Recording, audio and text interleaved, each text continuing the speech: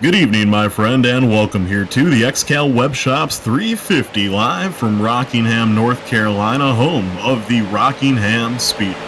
Tonight we go to historic Rockingham Speedway, a track sitting at 1 mile long, banking of 24 degrees in the corners, one of the most unique tracks on the circuit, dug by a long shot. My name's Pete Zeller. Joining me tonight and working the cameras and really doing all the work while I just sit here and talk, Doug Burns. Tell us a little bit about this track we're going to tonight.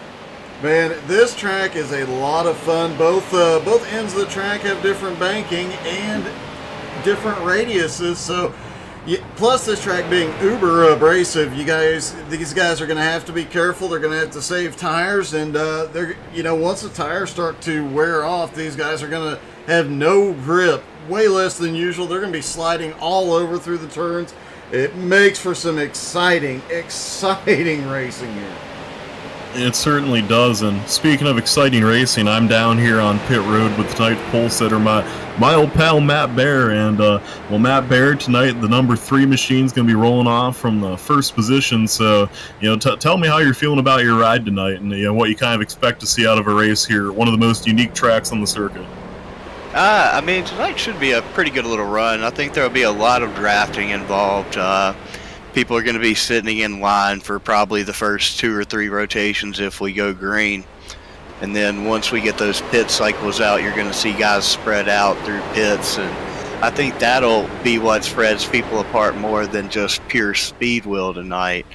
As for my car, DBR car is looking pretty good tonight. Had to make some changes from the heat last night. Wasn't happy at all with how it ended on the long run. Very tight. So made some changes to it, and hopefully we can come out here and salvage a top 5 or something out of this. Maybe. I think we have a chance to win, but we got to play the cards right. Got to hit the pit stops and do everything we got to do on pit road right, and let the cards fall where they may at that point.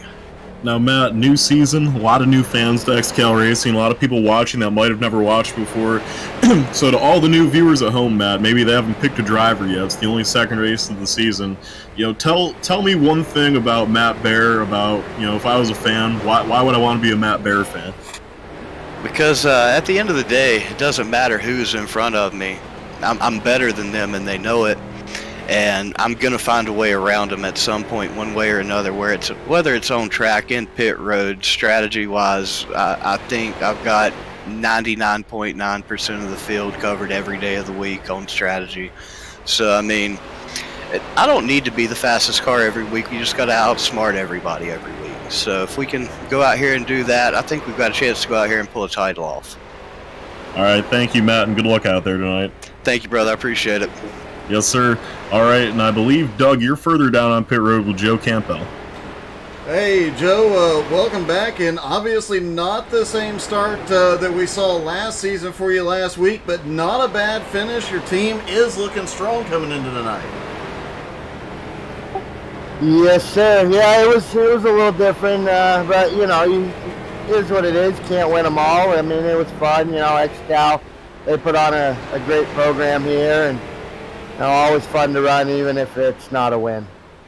I have to say, it was a great run. You finished 14th, and you won the Dash Series event last night. How are you feeling about your chances here tonight after bagging that win? Well, let's just say that thing number 63's got a hell of a setup under it this week. I got dumped out of first place, went back to 6th, drove back through the field last night in the Dash race. Won it 3 wide at the finish. I'm feeling pretty good about my chances tonight. I just got to make sure I keep myself out of trouble, don't do anything stupid, hopefully not get caught up in anything. Well, Joe, good luck tonight, man. The J&S team looking strong coming in here, and hopefully we see you back in victory lane again soon. 10-4, thank you, sir. All right, and that was Doug talking to Joe Campbell. Now I'm a little bit further down on pit road with a little buddy of mine, Jimmy Johnson. And Jimmy, you're going to be starting off in the top 10 here tonight. At Charlotte, you were able to salvage a top 20, so you finished in the money.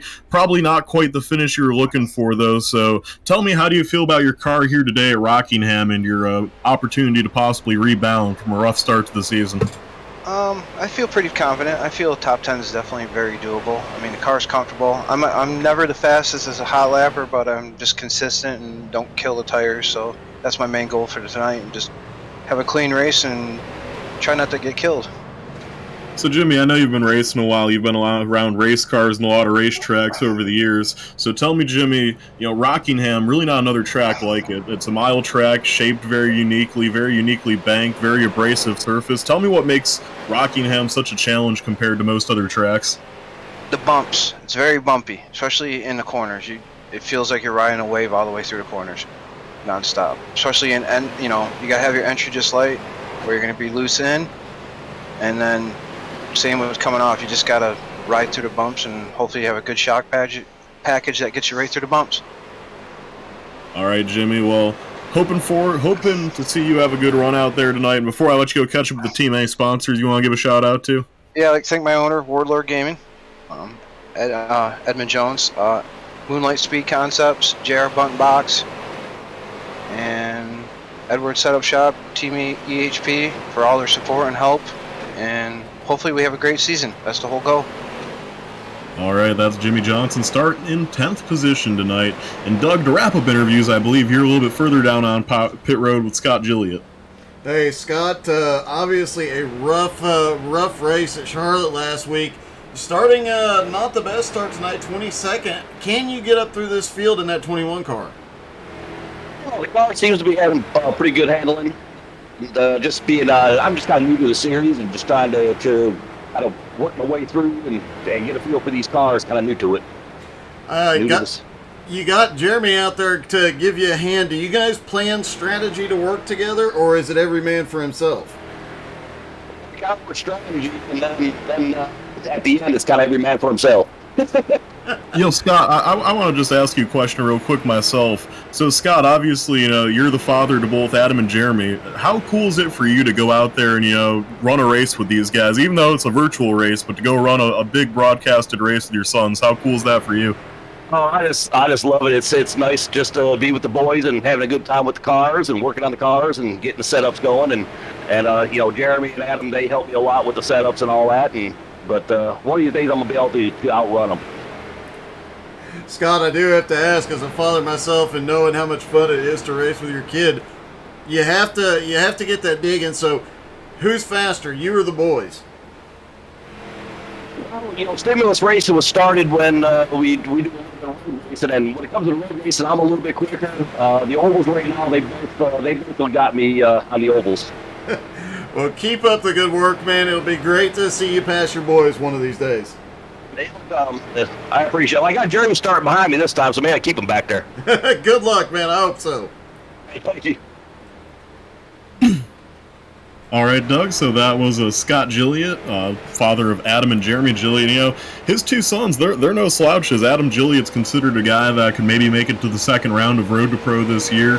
Jeremy also a pretty respected driver in the official ranks of racing, so he has some good mentors to learn from, in his sons. Yeah, definitely. But with age comes wisdom. I have a feeling that once he learns quite a bit from him, and you heard him say he's faster on road than they are. It'll be interesting to see when we get to some road races later this season who comes out on top there. But I bet the old man gets into victory lane for us also. Yeah, one thing for certain, short in that family, as we've seen on the track before. We are getting ready, though. We're about 15, or actually, never mind, iRacing time is greater than Apple time, I guess. We're about a minute away from getting the grid out here tonight.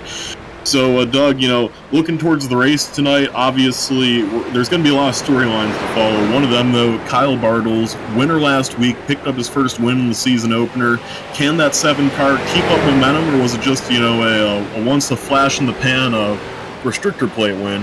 We saw points and times last season. Kyle was able to string together a bunch of top 10s. He starts the season off with a big win. Could Kyle Bartels maybe be a guy that's going to be a sleeper for the championship this year? I definitely think so. He looked fast, and he probably would have had some more top 10s last season if not for bad luck. I think that's a kid you got to watch closely as this season plays out.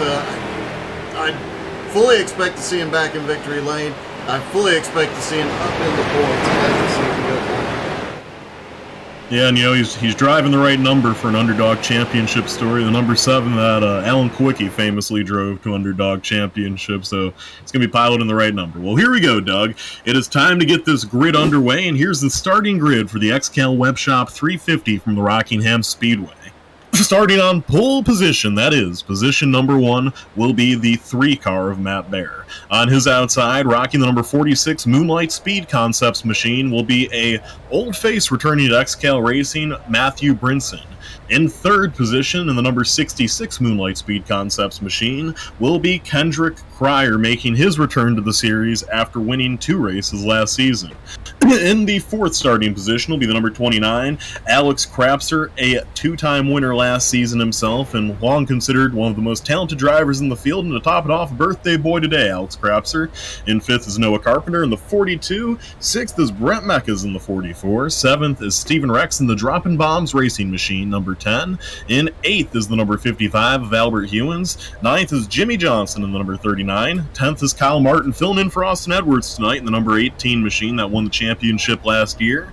In 11th, the 26 of John Friley. In 12th, Joe Campbell in the 63, who won the dash race and we heard from the pre-race show. In 13th will be the 51 of Edmund Jones. 14th, last week's winner Kyle Bartles. 15th, Robert Colgan in the 69 machine. 16th will be Adam Gilliott in the 25. 17th, Heather Patrick in the 11. 18th, Jose Godino in the 20. And 19th will be Gerald Poole.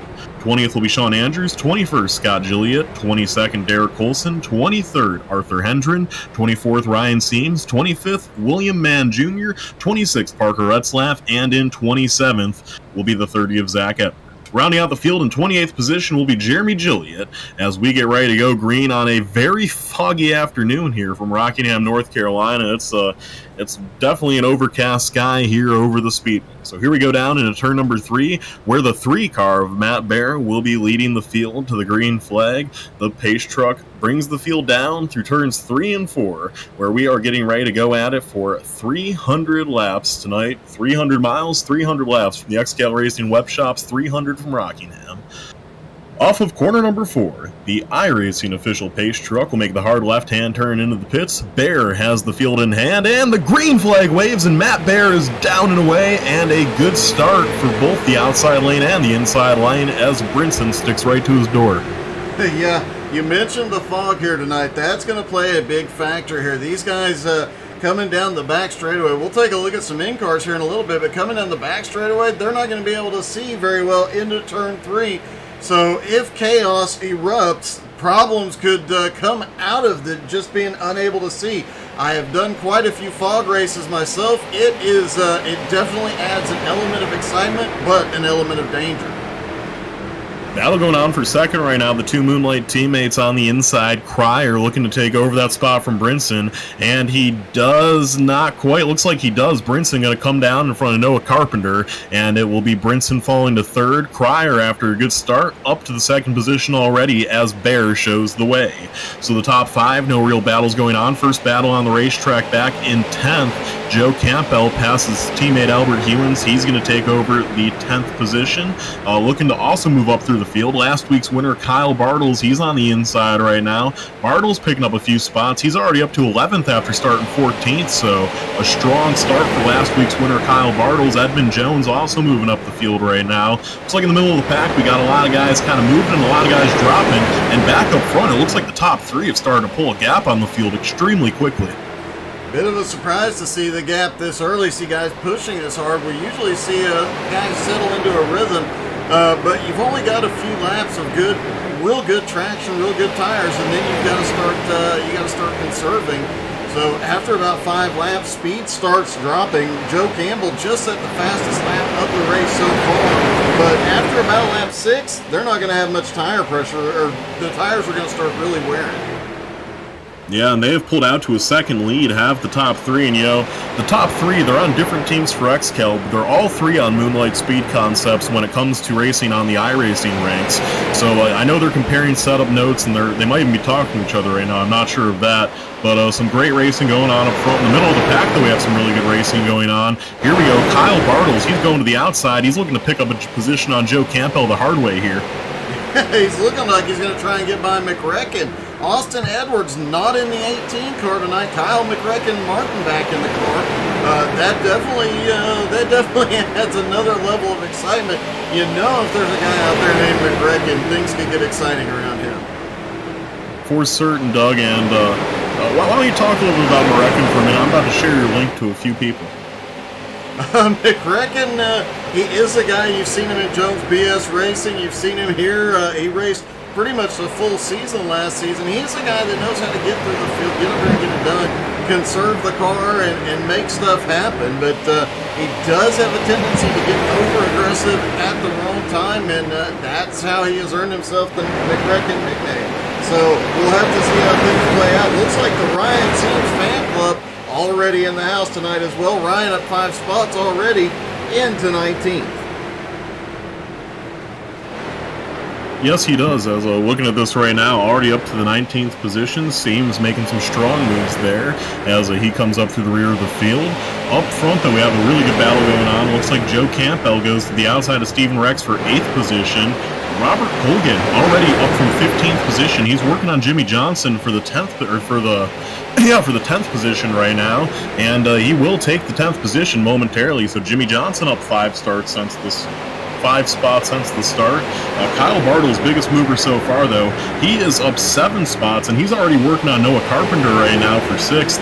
Bartles has moved through the field like a rocket, and I'm very impressed with that right now, Doug. I mean, this is a guy with all the weight on his shoulders after a win last week. How is he going to back it up? I mean, we're only 10 laps into 300 so far, but that car looks like it's one of the fastest in the field so far. It definitely does. The real question is going to be the long term, does it have the long run speed here? Because you can pick up a lot of spots on fresh tires, but at Rockingham, just like Darlington, tire wear is going to be an issue. You have to have that long run speed. And we have seen races here at Rockingham in XCAL competition go green to checkers before. That could happen here tonight. So that long run is going to be so important here tonight. Up front, by the way, the top 3, Matthew Bear, Kendrick Cryer, Matthew Brinson, they have pulled out 2.6 seconds on the rest of the field. I mean, they are running an absolutely scorching pace right now, and you just mentioned it's not impossible for this race to go green to checker to the end, although it's quite rare. It's not out of the realm of possibility. I mean, for some of these guys like Zach Edwards and Parker Retzlaff, who had to start in the rear due to penalties, I mean, they're already 5.5 seconds behind the leaders. I almost wonder if these guys want to run a faster pace up front before the rest of the field can get their draft, because we had a lot of fast guys starting at the rear tonight. Yeah, and you mentioned Parker. I mean, obviously, we talked about it last week. Parker Retzlaff is the real world NASCAR Xfinity and truck driver, driving for Danielle Sargent. I mean, Danielle being the last, how did Aaron put it? The last hope of estrogen in the XCAL League. So she's got one of the strongest teams out there with Parker, Zach Edwards, Noah Carpenter, and Alex Krapser. That team, even coming from the back, the way Parker's on the move right now, I would expect to see that whole team back together up in the front.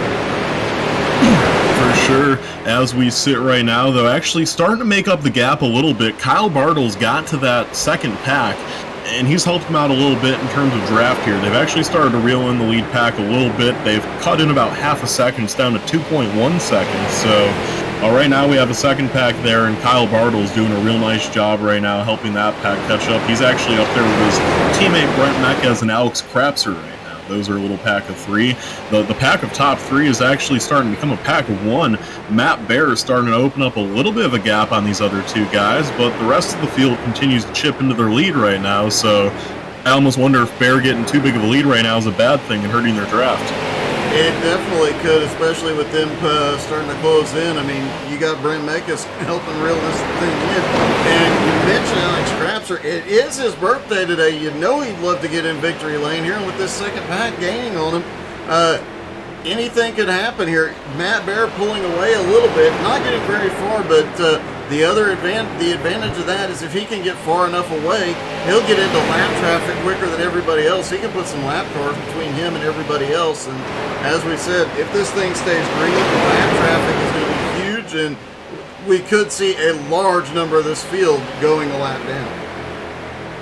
Yeah, we certainly couldn't. I'll tell you what, though, right now, the rest of the field is starting to track down the top three. They have fallen off a little bit right now. For example, they're running 22.8s. The second pack are running 22.7. They're about a tenth a lap quicker to 2/10 a lap quicker right now in that second pack. So the lead pack taking the money and running early on and then using up their tires, it might not have been the way to go because the rest of the field seems to be tracking them down right now, where this is about to be a tight race once again. Where it'll get real interesting is when these two packs run into each other. Yeah, they just caught 2/10 again this lap. Brent Mecca is leading that pack of second cars. They are certainly starting to catch the leaders right now, and really all the leaders can do right now is just kind of ride and hope, because those guys are coming, and I think they used up too much tire. Looking throughout the field, no real side-by-side battles I've seen anywhere. The first one is all the way back in 16th, where we have Heather Patrick passing John Friley for that position. But all throughout the rest of the field, they are currently single file. Looks like everyone's trying to save a little tire. Yeah, it looked like Matt Baird just pulled over and lets Kendrick Cryer and Brinson get by him, and he hops back into the draft. Looks like Kendrick and Brinson probably saved a little bit more. They are already in lap traffic. The 21, Scott Juliet, goes up to the high side, lets the leaders by. He looks like he has had some problems here early. Has a little bit of tire mark on the left side of that car. Looks like he might have a bit of left side damage as well. Yeah, no idea what happened to Scott, but that car is definitely a little wounded. But here we go. The rest of the field has pretty much caught the lead pack. Mecca's now down just half a second behind with Alex Krapser. Looks like Kyle Pardos, Joe Campbell fall close behind. And then there's a little gap all the way back to Robert Colgan and Noah Carpenter. Up front, though, right now, it is Matt Bear in third, second Matthew Brinson, first Kendrick Cryer. Mecca's, they actually gained a little bit that lap traffic. I don't know if the lap traffic helped them or if the new leader up front has, changed the tune up there. But they have actually opened that gap back up now to the half second that they had just lost. So they pick up the pace that lap. Let's see what happens this time by. I'm curious to see what kind of lap time Cryer puts down. This time by in clean air, Cryer puts down a 27.0. Mecca's with a 9.20. So the lead pack is a little bit faster with Cryer leading, but they're still being caught by that second pack as we sit right now. I am guessing that Matt Bear used up a little bit too much of his tires pulling this group away, and he drops back in the draft trying to use that just to stay with these top three, these two guys in front of him, able to conserve a little bit, and that's getting them moving back toward the front. Matt just got a big run down the front straightaway.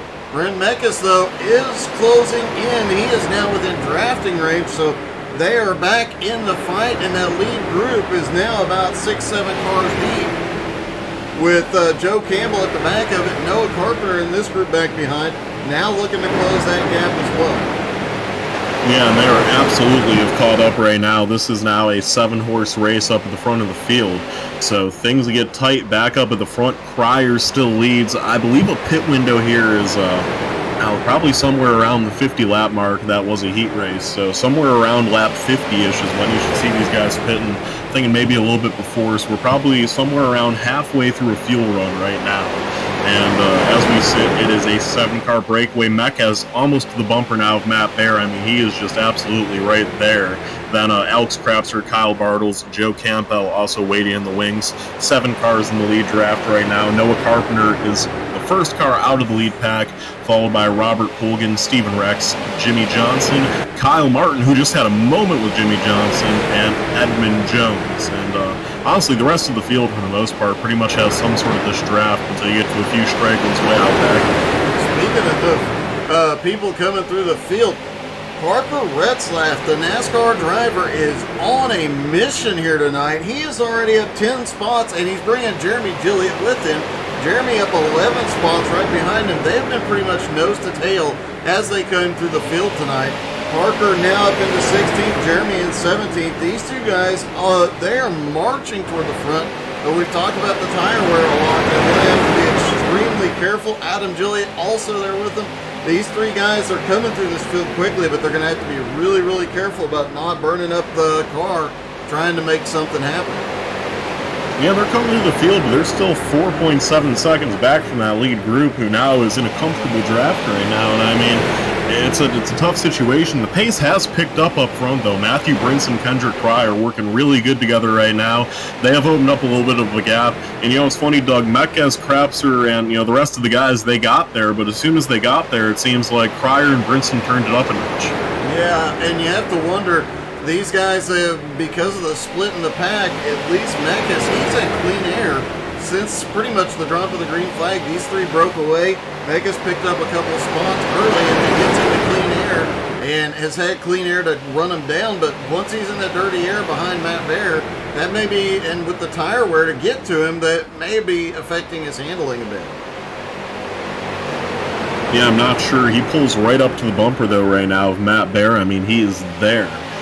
Krapser's right behind him. These guys all just kind of riding in line. I got to give a shout out to Brent Mekes nonetheless. He spent last season, he made a post on the iRacing forums looking for street stock leagues. Now Brinson cycles through the lead. Kendrick Pryor falls off a little bit, and that leaves Matthew Brinson to the lead. So Brinson in that 46 car will take the top spot. Bear will go back to second. Pryor will go into third. Mekes still fourth. But continue on Mekes, though. Mekes was acquired through the iRacing forums by Johnny D last year. And, that team that Johnny B and Art Hendren owned last season, a great organization, really helpful guys. But, they didn't necessarily always have the best setups on that team. They didn't get the setup help like some of the bigger teams got. And they still got good results in spite of it. But for Mekes, it was a great learning experience, great team to grow with. But this season, he wanted to take another step forward in getting more setup help. He joined Jeff Edgar's team. And now getting setup help here in the first race where setup matters, running in fourth and showing off great pace so far. I mean, what an impressive turnaround from last season for Mekes, who struggled to be a top 20 car last season. Yeah, we're really seeing quite a few guys that struggled to stay in the top 20 last season step it up coming into this season. Does make the competition a lot stiffer throughout the field. You've got a lot of these guys that just are charging forward all of a sudden this season, have joined great teams and making a lot of headway. But having a real-world NASCAR driver in the field, I know that has made several teams really step up the testing, the practice, everything else. Once Danielle had signed Parker Retzlaff, man, things really stepped up throughout the whole field, and you got to think that that is a motivation for a lot of them. Up front, it's still Brinson, and now Bear is starting to challenge him a little bit more as we're getting closer to that fuel window right now. If you go a little bit further back in the field, Krapser and it looks like Krapser and Bartles have started to lose the pack a little bit. Those two have started to fall back along with Joe Campbell. Don't know if they're saving, don't know what. And then that other pack that's now led by Steven Rex, who's went to the top spot in that pack, they also have a decent gap between them and the top few. So right now, Doug, it kind of just looks like that top three of Brinson, Bear, and Cryer. They're kind of just controlling the pace of the field at their mercy. Yeah, and it was interesting to see. We saw Matt Bear pull to the high side earlier on and lets Kendrick Cryer by. And then after X amount of time, Kendrick Cryer jumps to the high side and lets Brinson go the lead. Now Brinson hops to the high side, and he's going to slot back. This seems like a strategy move. Like you said, they're not on the same team here in XCAL, but they are on the same team outside of XCAL. And it seems to be some team strategy playing here, helping save fuel, helping conserve tires, and helping keep the pace up. Yeah, currently flawlessly doing this first round here of Green Flag Run. We are getting close in the pit stops. Now, pitting here at Rockingham is no small task. There's no entry road or any simple way to enter. You cut down off that banking at a very high pace of speed, about 130 miles an hour. You'd normally be traveling through that corner, and you just got to rip down across those bumps and bankings into a very early pit entrance. You have to have that car woed down quick. Pit entrance can be a problem here at Rockingham. We have seen a couple of incidents in years past getting onto pit road at Rockingham. We've seen a couple of guys end up sideways going onto pit road. We've even seen one or two slide into the barrels there at the end of pit road and have to limp the car to the pit stall for repairs. It is dicey here, and pit road exit, you're talking about guys still trying to stretch those tires and fuel coming off turn 2. The car's a handful. You got the pit road exit there at turn 2. Guys trying to get back up on track. Things get very, very, very exciting through there. And then once you start having that cycle of stops where you've got some guys on old, some guys on new, those guys on new tires trying to pass. Zach Edwards is on pit road. Was Zach on pit road, or did he have an incident? Well, no, Zach isn't on pit road. Zach is still on the track as far as I can see right now, so there might have been another car that came down, but it was not Zach. The 20 and Zach Edwards got together. Look at the save. Zach almost getting those barrels, but him and the 20 get together. The 20 of Jose Godino goes up the track, and Zach manages to keep going, both losing a lot of track position. Yeah, Zach back in 23rd, 11.5 seconds back. A tough start to the race for him. Up front as we sit, though, it is Matthew Baer leading, who has led the most laps so far tonight after starting in pole positions. Matthew Brinson in second, Kendrick Cryer in third, and fourth is Brent Meckes, followed by Alex Crapser, the birthday boy, running in fifth spot.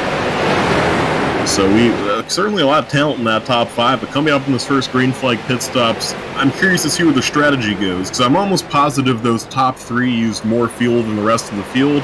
The question is, how much more fuel did they use? How great of a gap will that equate? Yeah. The other thing about pit strategy here is the only strategy is you stretch as far as you possibly can, and then you get 4 tires in the field. Won't see anybody trying to make 2 tire stops and make something happen. There's just way too much tire wear here. Interesting. In the real world, they are actually repaving Rockingham. Hopefully, though, it still has the same characteristics once it's completed, because that would be really great to see that track still have this element of strategy to it. It certainly would. This is honestly, I hate this track because I was never very good at it. In terms of a driver, I don't like this track all that much. But in terms of a fan of racing, this is a great track to watch races on, especially in these street stocks. It's always very close racing, very exciting racing, and it's not always the most fast driver that wins the race, but a lot of the times at Rockingham, a very crafty driver would win. Matt Kenseth, this was one of his best tracks, and he was a very crafty driver. Not saying he wasn't fast, but Matt Kenseth was the kind of guy that would outsmart you more than he would just outrun you. And that's kind of what I liked a lot about Rockingham, is you'd see a lot of those crafty veteran drivers have a lot of success here. This wasn't really a track for rookies. Yeah, definitely so. Speaking of guys that are rookies, we talked about Parker Retzlaff and the Gillian team, Adam and Jeremy marching forward. Parker now at 14 spots into 12th, Adam in 13th, Jeremy in 14th. These three are just flying through this field, but even once they clear that traffic, they are still going to have to close that gap and get up to the leaders. So they're going to have to figure something out on pit road to see what they can do to make up a little bit of this track position. If they come off turn 2 and it's too wide in front of them, things are getting a bit dicey out there as we get closer to the pit stops. And holy cow, Noah Carpenter almost slid up into the 69 of Robert Colgan there through 3 and 4. Yeah, they're about to go 3 wide. Kyle Martin does not want to let Noah get to his inside. We know Kyle Martin is not a driver that's going to let off the gas in these situations, and he didn't there. Martin on the high sider, as they call him, McRecken, trying to work on the outside of Carpenter, and he clears him into turn 3. I would not have came down there, but Kyle Martin would every time, as he will take over the 8th position again. That'll make it dicey. I don't remember for certain, so I don't want to say it, but I seem to remember last year these two drivers in specific not liking each other a lot. I do believe there were a couple of meetings between the cars. McRecken is a passionate driver and energetic and aggressive. If he sees a chance to drop down in front of somebody, cut off the run, and pick up a position or hold his position, he's going to go for it. Stephen Rex right in front of him, probably watching that mirror closely. He does not want to have to fight these two while they're battling it out. But here we go. McRecken's going to try and make that move on the high side now. And again, that is the aggressive driving style. He sees an opening, he's going to take it. Yeah, McRecken not backing down whatsoever, and it will pay off as he gets a little gap here. And here we go, leaders coming down. Bear comes down, Brinson comes down, Cryer stays out. So Bear and Brinson come into the pits, look like they got in without any issues. So the top 2 runners do come down this time by a lap. 49 was the time. Now, if this race goes green, you got to be able to make it in 5 stops if they're them. So they're in a situation where they have the rest of the race to figure it out. They need to start saving a little bit more gas than they did to make this a 5-stop race. These 2 drivers come down, though. Let's see what happens this time by. Pryor will come down, and he'll come down with Mekes, so a few more come down this time. Further in the pack, Steven Rex, Edmund Jones, Jimmy Johnson, Heather Patrick, Jose Godino. A lot of cars in the back of the pack starting to come down now. Yeah, and taking a quick look at Godino's car, does not look like he got any damage after that incident, so he is okay, and look for him and that entire Flaming Karma team. Really, they had a powerful run last week, and look for him to make his way forward. The birthday boy leads his first lap of the night as pit stops fully underway now. McRecken and Bartles both in. Alex Crapser to the lead here. So Crapser to the top spot now, and him, Joe Campbell, a few of the J&S guys, they are staying out so far. Let's see how long they can try to make it go. Crapser does not look like he's coming down this time. He will stay out yet another lap, so 49 was the beginning of the window, and probably whenever Crapser comes down will be the closing of the window here. We'll have to see just how long he can make it go. Lap 52, he still leads right now. It's Crapser, Campbell, Retzlaff, Gilliatt, and Carpenter, the top 5. First car out of the pits looks like that's too early to call. We're not going to say anything yet. They're still cycling through. But this time by, Crapser will likewise stay out again. No, he's coming down. So 52, Crapser comes down, Campbell comes down. Looks like Retzlaff will stay out. Gilliatt comes down. Both Gilliatt's, Carpenter comes down. Almost an issue entering the pits. Looks like Robert Colgan's still out there right now. He is yet to come down. But looks like pretty much everyone besides Zach Edwards and Parker Retzlaff have come down now. So this time by, we'll see if Retzlaff comes down. It would be lap 53, so it would be lap 49 to 53 was the opening window. Oh, Brett Mekes gets really loose in front of Retzlaff. Retzlaff, whether he wanted to or not, had to stay out that time. Yeah, that is, you don't want your fate to be decided by another driver, but there you have it.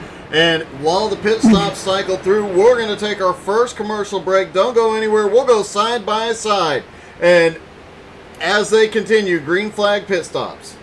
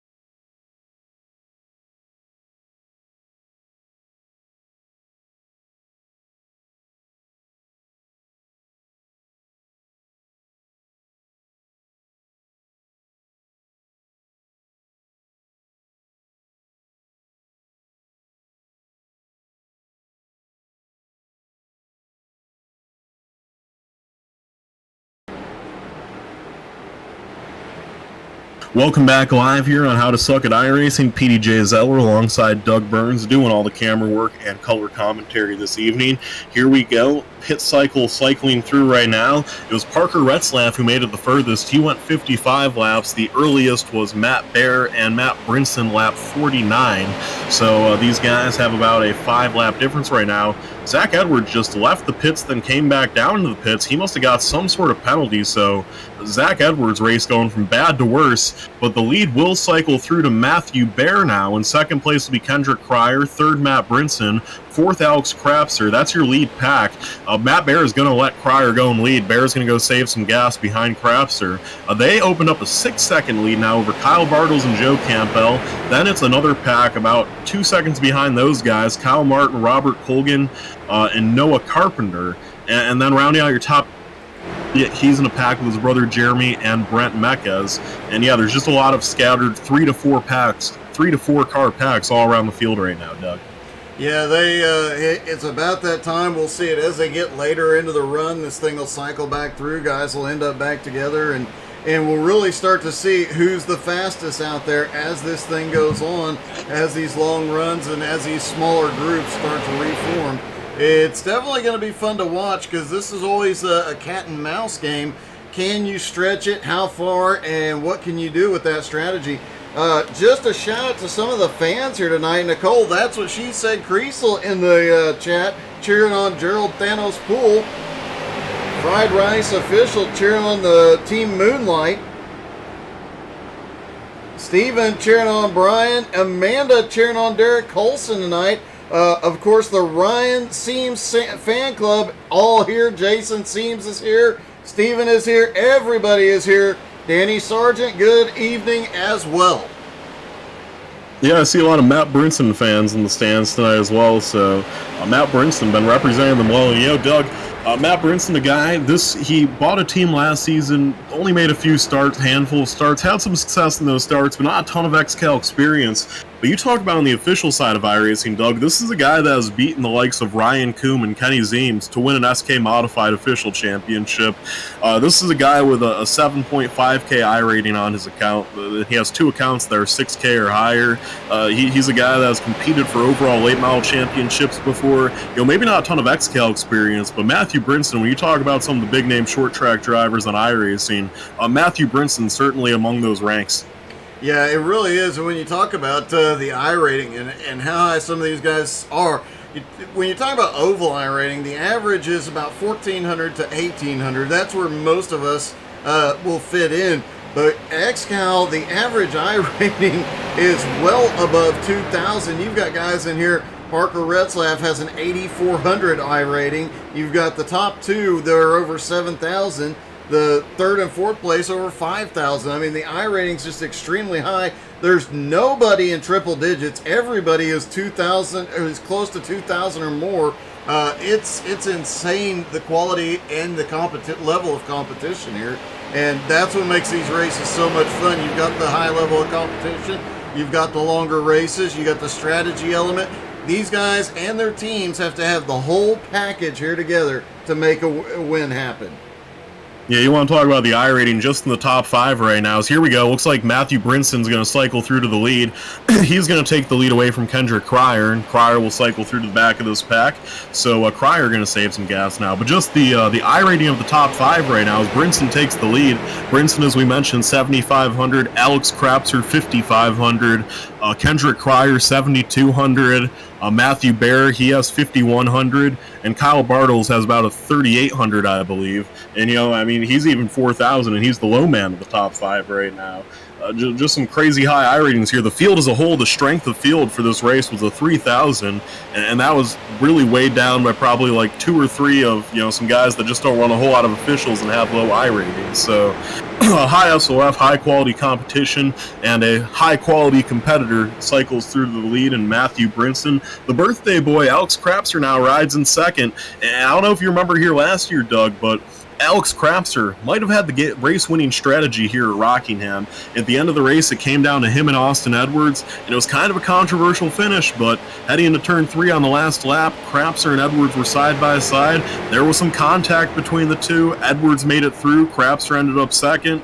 It was kind of a controversial finish there, but Crapser could have had a win later last season. Yeah, he definitely could have.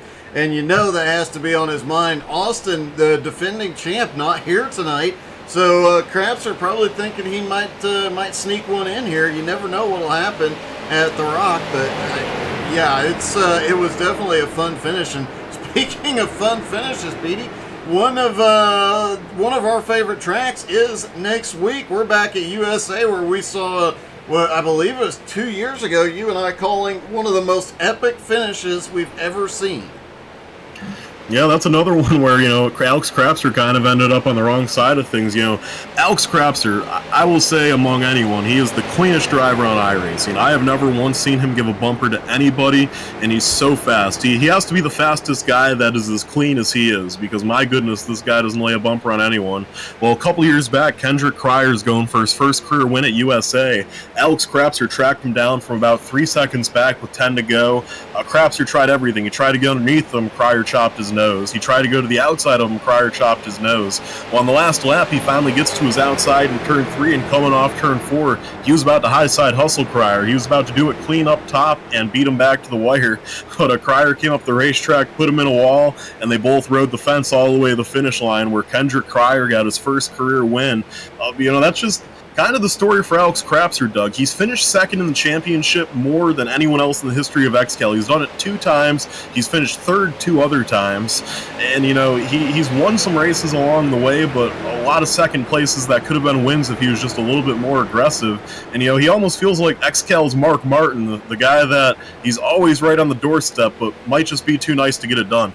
Hey, hopefully he does not pull a Mark Martin and stop 1 lap early if he's leading at the end of the race. But out front already, and he's going to be one to watch all night long. Again, Crapser, one of those members of the JNS Racing Aces, owned by Danny Sargent, probably one of the strongest teams out there this season. They're going to be one to watch. But another team that definitely put on a big show last week for the opener is the Flaming Karma Racing, who came out first year as a team and put all 4 drivers in the top 16. All 4 of them got some money last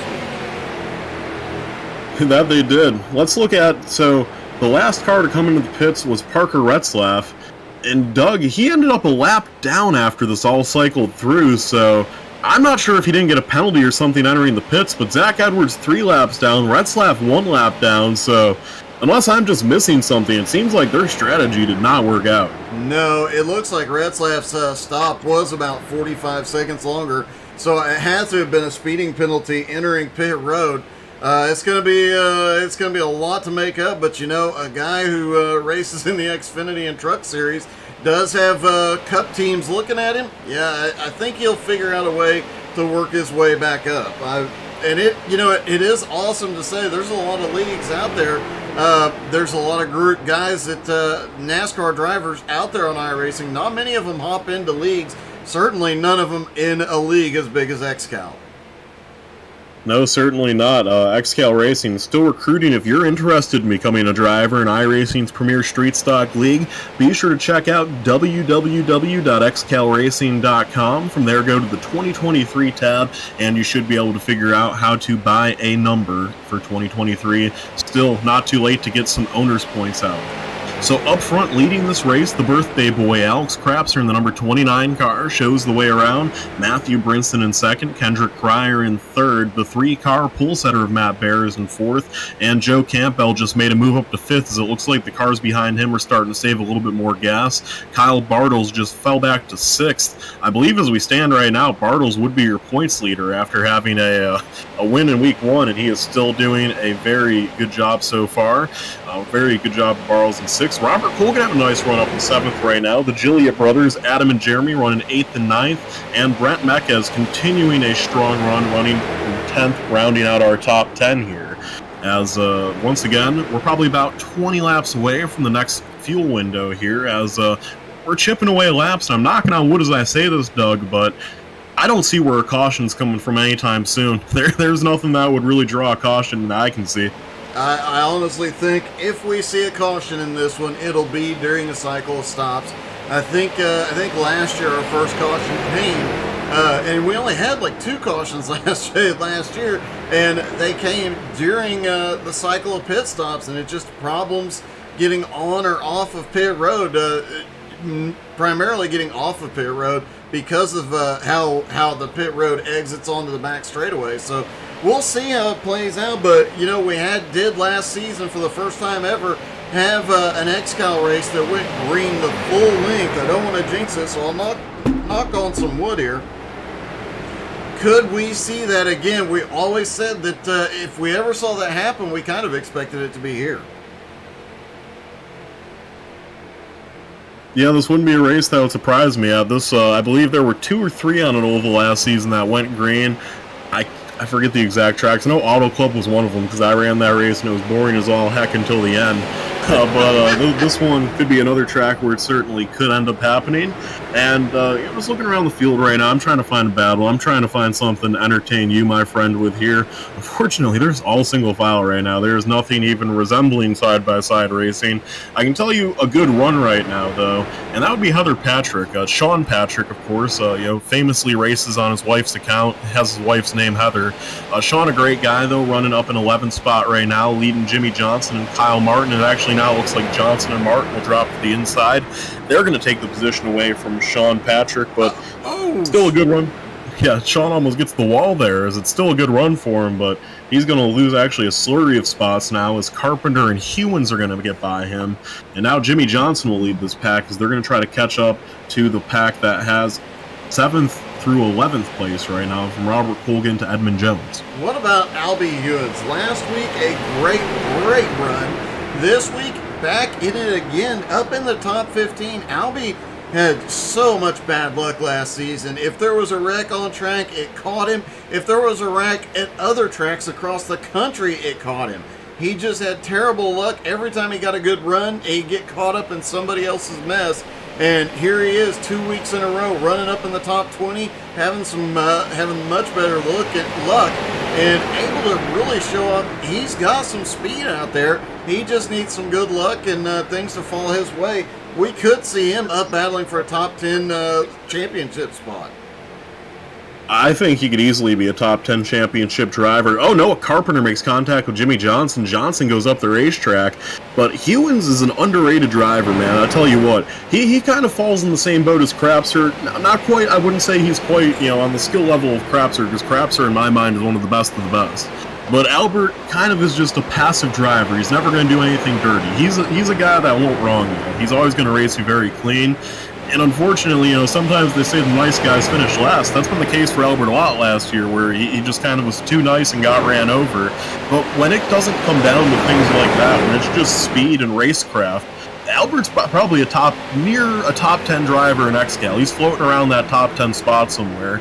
And I've been very impressed by what Albert's been able to do, both in XCAL and official racing in the past. He's a driver that, on occasions, he really shows you the kind of talent he has that you don't get to see all the time. Albie being a guy that has a 2,500 iRating, so like you said, he is just at bad luck. He's very much like Crapser in the way he drives. He's not going to rub you. He's not going to get aggressive and move you out of the way. Kind of the exact opposite of a car, just 2 spots in front of him. Kyle Martin, the aggressive driving, that is all him. And you mentioned we've talked about the fog a little bit. Let's ride along with McRecken for a lap or so and just look at what the driver. You see how much the car is bouncing through 3 and 4. And you see the fog is not as thick as it could be, but seeing turn 1 as you come out of turn 4 is a bit tricky. And with the weather settings, if the temperature cools off much more, they could get more fog. Or if they get any heat at all, we might see a little bit of fog lift tonight.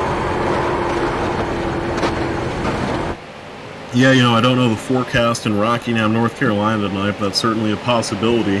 So just to check back up front, it is a 4-car breakaway. They've pulled about 5 seconds on the rest of the field. Leading, it's Alex Crapser, 2nd, Matthew Brinson, 3rd, Kendrick Pryor, 4th, Matthew Bear.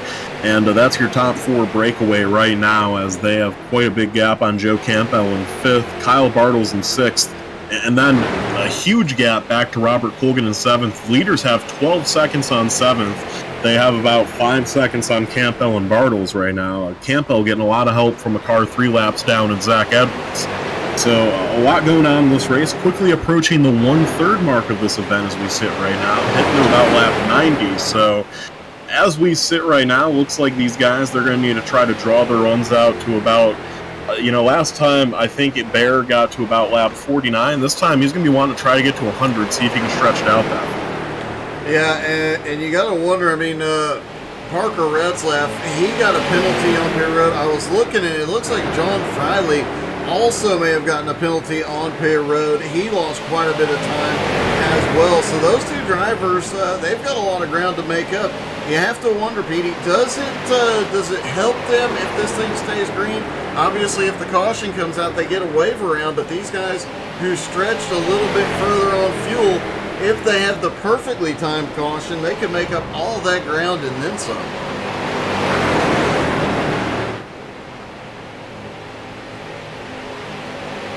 Crapser continuing to lead, Brinson in second. Looking through the field at, as we mentioned, some fan favorites. Ryan Seams up 6 spots, now into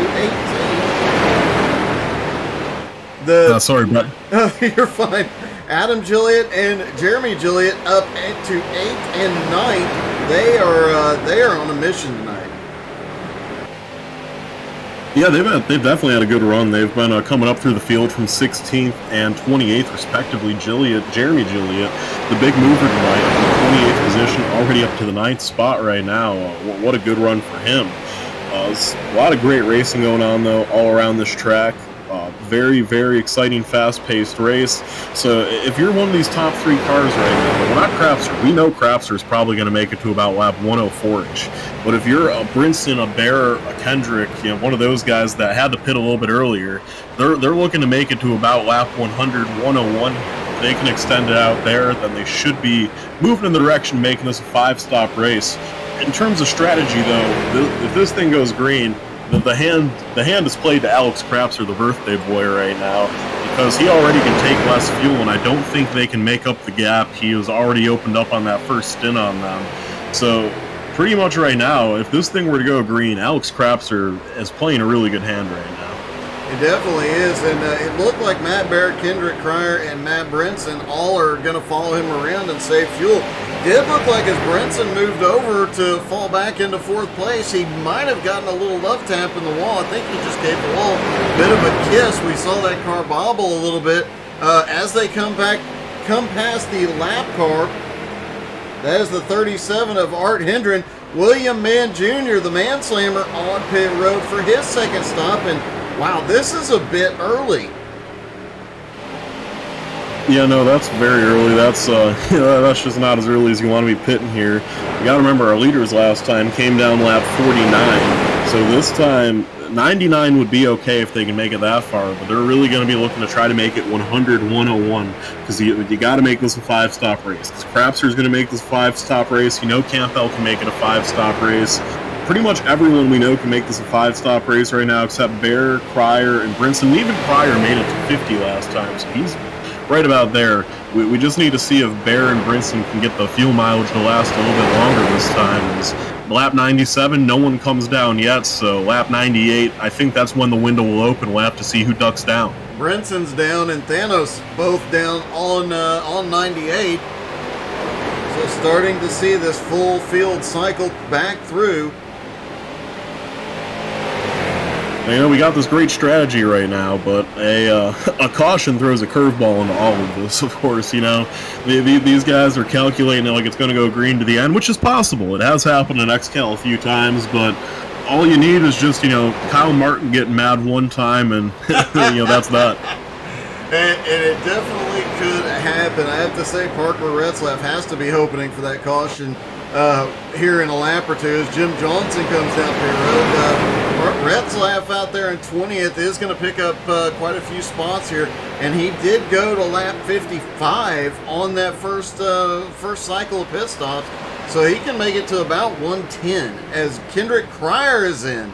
So these guys that can make it to about 110, only one guy can do it right now. Yeah, that's Retzlaff, and he's currently a lap down, so it's going to be tough for him to make it up even with that right now without a caution. Let's see if Bear comes down this time. Lap 100, Bear will come down this time, so Bear's right there on the window. Bear is like right on the number right now. Looks like Cryer's about a lap off. Looks like Brinson's about 2 laps off. So those guys need to start saving a little bit more fuel, and it's a game of catch-up right now for them, unfortunately. Looks like everyone else, though, still staying. Actually, Bartles is down, too, on lap 101, so Bartles getting pretty close to that pit window, too. But I'll tell you what, Doug, if this thing happens to go green to the end, this one has all the fixings of a dramatic fuel mileage raise from the way it's setting up right now.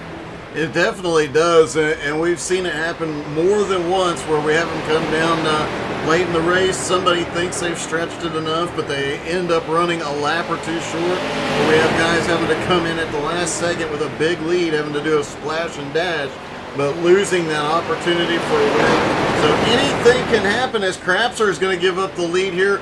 Joe Campbell, will he stay out? And the Gilliatt's both still out as well. Adam and Jeremy, as Joe Campbell comes down, we saw both of these brothers lead a lap earlier in the race, picking up some bonus points. Looks like they're going to go for it again. Yeah, they're going to stay out. Crafts are at a pit this time. He's right on the edge of the window, too, which kind of surprises me. And this time by the Gilliatt brothers, they are going to be sitting 1 and 2. It cycles through in favor of the Gilliatts. They're going to be able to make it to at least 103. We'll see if they time. The Gilliatt brothers, maybe something Stimulus Racing starting to figure it out a little bit. Let's see, do they come down this time? Nah, they're going another one. They're going to go to 104 at least. So the Gilliatt brothers got it figured out. Noah Carpenter's still out on the racetrack. He also has it figured out. Albert Hewins will come down on 103. And Retzlaff, a lap down, also still out there right now. And those are the only cars that remain out there on the racetrack right now. Here we go, Gilliatt brothers coming down in turn 3 and 4 again. I gotta imagine this is probably the lap for them, because this time by... No, they're going another one. They're going to make it a 105 at least.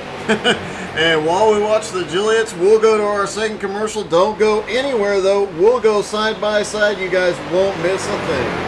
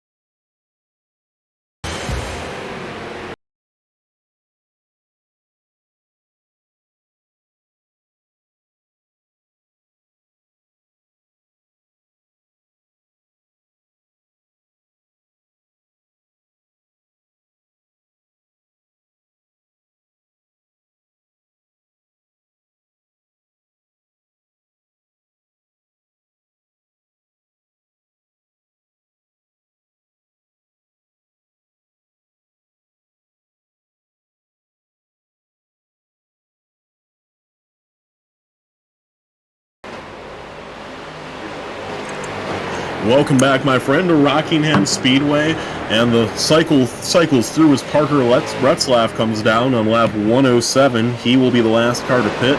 The lead will cycle through to Alex Crapser, followed closely behind by Matthew Bear, Kendrick Cryer, and then Matthew Brinson's a little bit further behind them. I think he had a little bit slower of a stop, but he's not too far back. We'll see what the number is this time by. Looks like he's about 2 seconds behind those guys, 2.5 seconds maybe behind Alex Crapser. So Brinson kind of going to be in no man's land here. But Crapser has a 10-second lead now over Joe Campbell and Kyle Bartles. He only has a small lead over Matthew Bear and Kendrick Pryor.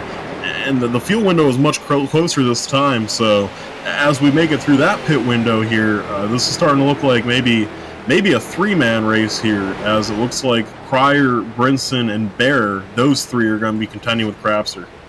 Yeah, interesting to see that these three have worked together so well here tonight, and the working together, especially in who's leading that group from time to time.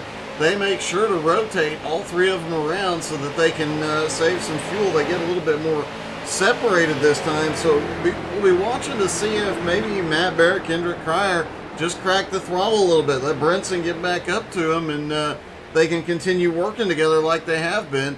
But they still are all chasing Alex Crapser, and Crapser, he's not struggling on fuel. He seems to be good to go. I think you're looking at, if it stays green, a 4-car battle. Yeah, that would appear to be the case right now, as we'll see. So it's Crapser 3/10 over Bear, 7/10 over Cryer, 2.5 over Brinson, and 10.5 over Campbell and Bartles. He has 17 seconds over 7th place Edmund Jones.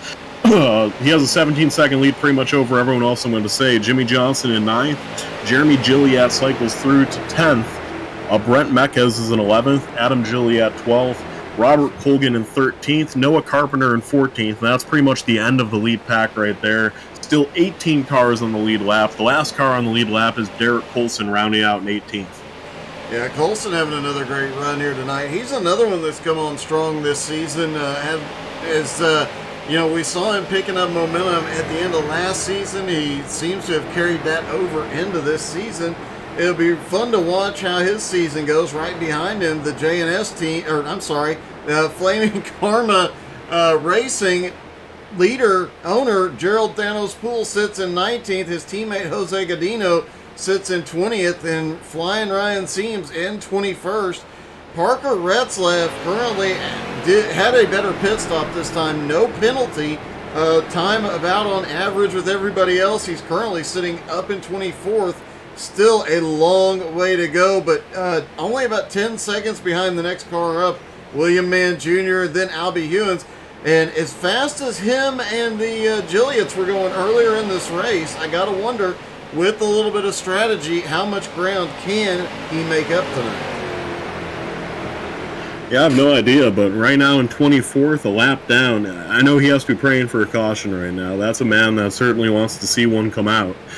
Up front, Crapser leads. They're getting some lap traffic, though, now. They're coming up on Derek Colson, who is that last car on the lead lap, so they're going to try to put Colson a lap down here. Then not too far in front of Colson, you got Sean Andrews, Stephen Rex, and Heather Patrick, who all still are on the lead lap, 15th through 17th.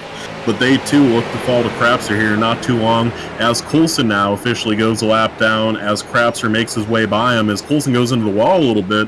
But this isn't what Parker Retzlaff wants to see here, Doug, because the more cars that go a lap down means the more cars he needs to pass to get in the free pass positions.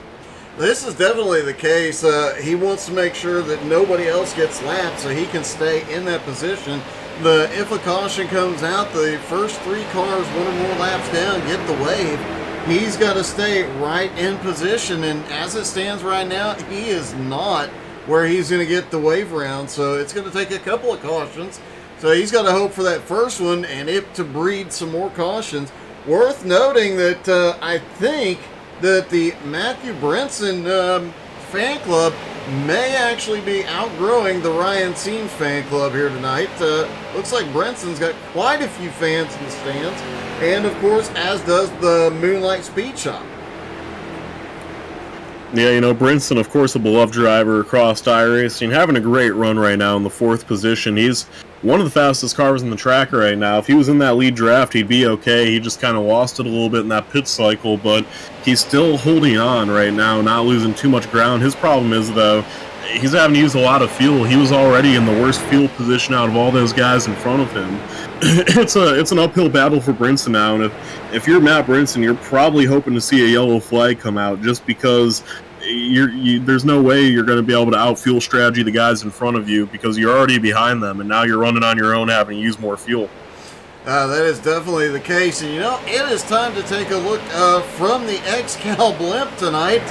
With this fog, it's a little foggy out there, but we can still see a little bit of the cars going around the track, although it's, yeah, the blimp driver probably has his hands full up there tonight. Yeah, I bet you he does. It's a fast little track he has to keep up with around here. Let's take a look at the driver in third place right now, Kendrick Cryer. We haven't talked about him a whole lot as he's been running up front. He's kind of been everywhere but the lead. Cryer, though, a driver with a 7100 I rating, he has become one of the best late model drivers on the simulation. He actually has beat Ryan Kuhn in big races a few times. He's gone up there with the biggest names, the best of the absolute best on iRacing, competed with those guys. Not just on iRacing, but in real life too. He began racing a late model up in Wisconsin at a few tracks up there.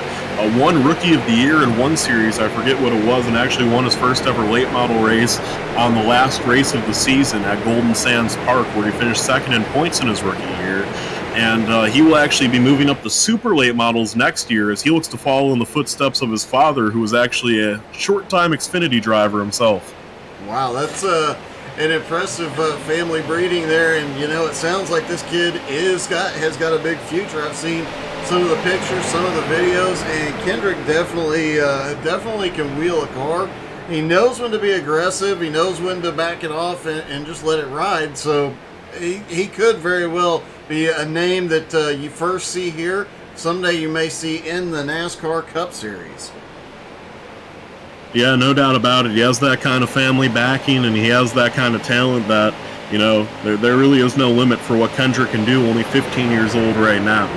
Looking back a little further in the field, let's talk a little bit about the guy running currently in the 12th position, Edmund Jones. We haven't gotten to talk about him a whole lot in that 51 car, but Edmund, you know, known as the owner of Jones BS Racing, he's come back with a XCAL team this year. He owns that car and the number 39 of Jimmy Johnson, and you know, those two guys race with Moonlight and Officials. They have an affiliation with the Moonlight team that I own, and they've shown some speed. You know, they were pretty good last week at Charlotte. Edmund got a top 10. Jimmy brought that car home in the top 20. Right now, both those machines running in the top 15 right now, so the top half of the field. And, you know, a good return to XCAL Racing so far for Edmund Jones, it would appear. Yeah, Edmund is a good friend. He does a great job out here. I know Matika and the kids always watching and cheering him on. He does a great job both with the league and with finding the time to get the practice in here. The guy keeps extremely busy, but man, he comes out here and still manages to do a great job. And I expect to see, we saw him late last season starting to get some top 10s, a few top 5s in there. I expect to see that team making their way forward, especially with Jim out there. Jim is a guy I have raced with since I joined iRacing, and I have to say he is extremely fast in just about everything he gets into. I expect to see both of those drivers up battling for championships probably this season, maybe next, but with that team coming together, a lot of good things to come. Actually, some really good racing going on here about mid-pack. I mean, we have a lot of cars under a blanket here. It looks like from about 7th all the way back to 16th. I mean, the entire field's just in a line right now. It's starting to get a little bit racy. And, you know, the exciting part of all this, Doug, is the leader, Alex Crapser, Matthew Baer, and Kendrick Cryer, they've caught the tail end of this pack that is 7th through 16th. So while these guys do field strategy, run up front, and battle for the lead, they're going to have to make their way all the way through 10 lead lap cars that run nose to tail right in front of them. Yeah, that's definitely going to get a bit dicey for the leaders. They're gonna get into this big mess, and you've got a couple of guys up here like the Gilliotts who have fought through here. Parker Retzlaff up in front of them. Those three drivers, I do not expect them to make it easy to get back around them and to put them a lap down. I think they may pick up a few spots. They may lap a few cars, but once they get up to about where Adam Gilliott's at, I think they may be in trouble. Of course, McRecken is not going to let anybody lap him very easily. Yeah, no, they have their work cut out for them. There's a lot of aggressive cars that are currently running right in front of them. The first they're going to have to deal with, though, Jimmy Johnson, you know, that's a Moonlight speed car. He's affiliated with the guys in 2nd and 3rd. Let's see how easy he gets out of the way of Alex Crapser right now. Jimmy Johnson currently running 15th, last car on the lead lap. and in front of him's the rest of the field pretty much. So Crapster is looking up. He has some friends up there. There's some J&S cars in that pack, and he also has a lot of foes from different teams up there. But this is where being a guy like Alex Crapster kind of pays off for you, Doug, because he always races everyone so clean, and he's such a widely respected guy no matter what team you're on. You know, guys will give him a little, maybe an extra inch they wouldn't give anyone else just because he has a certain level of respect that very few ever get. This is true, and while we're in this bigness, this will be a perfect time to go do a full-filled rundown. Right? Oh, as one of the Gillians, I do believe that's Adam, just got the wall out of turn 2, and loses several spots. But as we are saying, the full-filled rundown brought to you by How to Suck at iRacing, where you can tune in tomorrow night and see the Nowski Nation, and Thursday night you can see that useless broadcaster back in the car. And you can see why it got the name it did. Starting with our front row, Alex Crapser has the lead at the moment as he gets into heavy lap traffic. Matt Bear, the pole sitter, currently sits back in second, riding along as they start to work through this. Kendrick Pryor sitting in third place. Matt Brenson with that big fan club here tonight back in fourth. And Joe Campbell, the leader of the J&S team, currently running in fifth. Kyle Bartles back in sixth place, looking to go 2 in a row here tonight. Robert Holden sits back in seventh place. And he is in quite a fight here because Jeremy Gilliott right behind him in eighth. And Jeremy goes up the track as Kyle McRecken Martin shoots to the bottom. Kyle up to 8th now. Stephen Rex moves into 9th. Jeremy Gilliott trying to find a place to settle back in.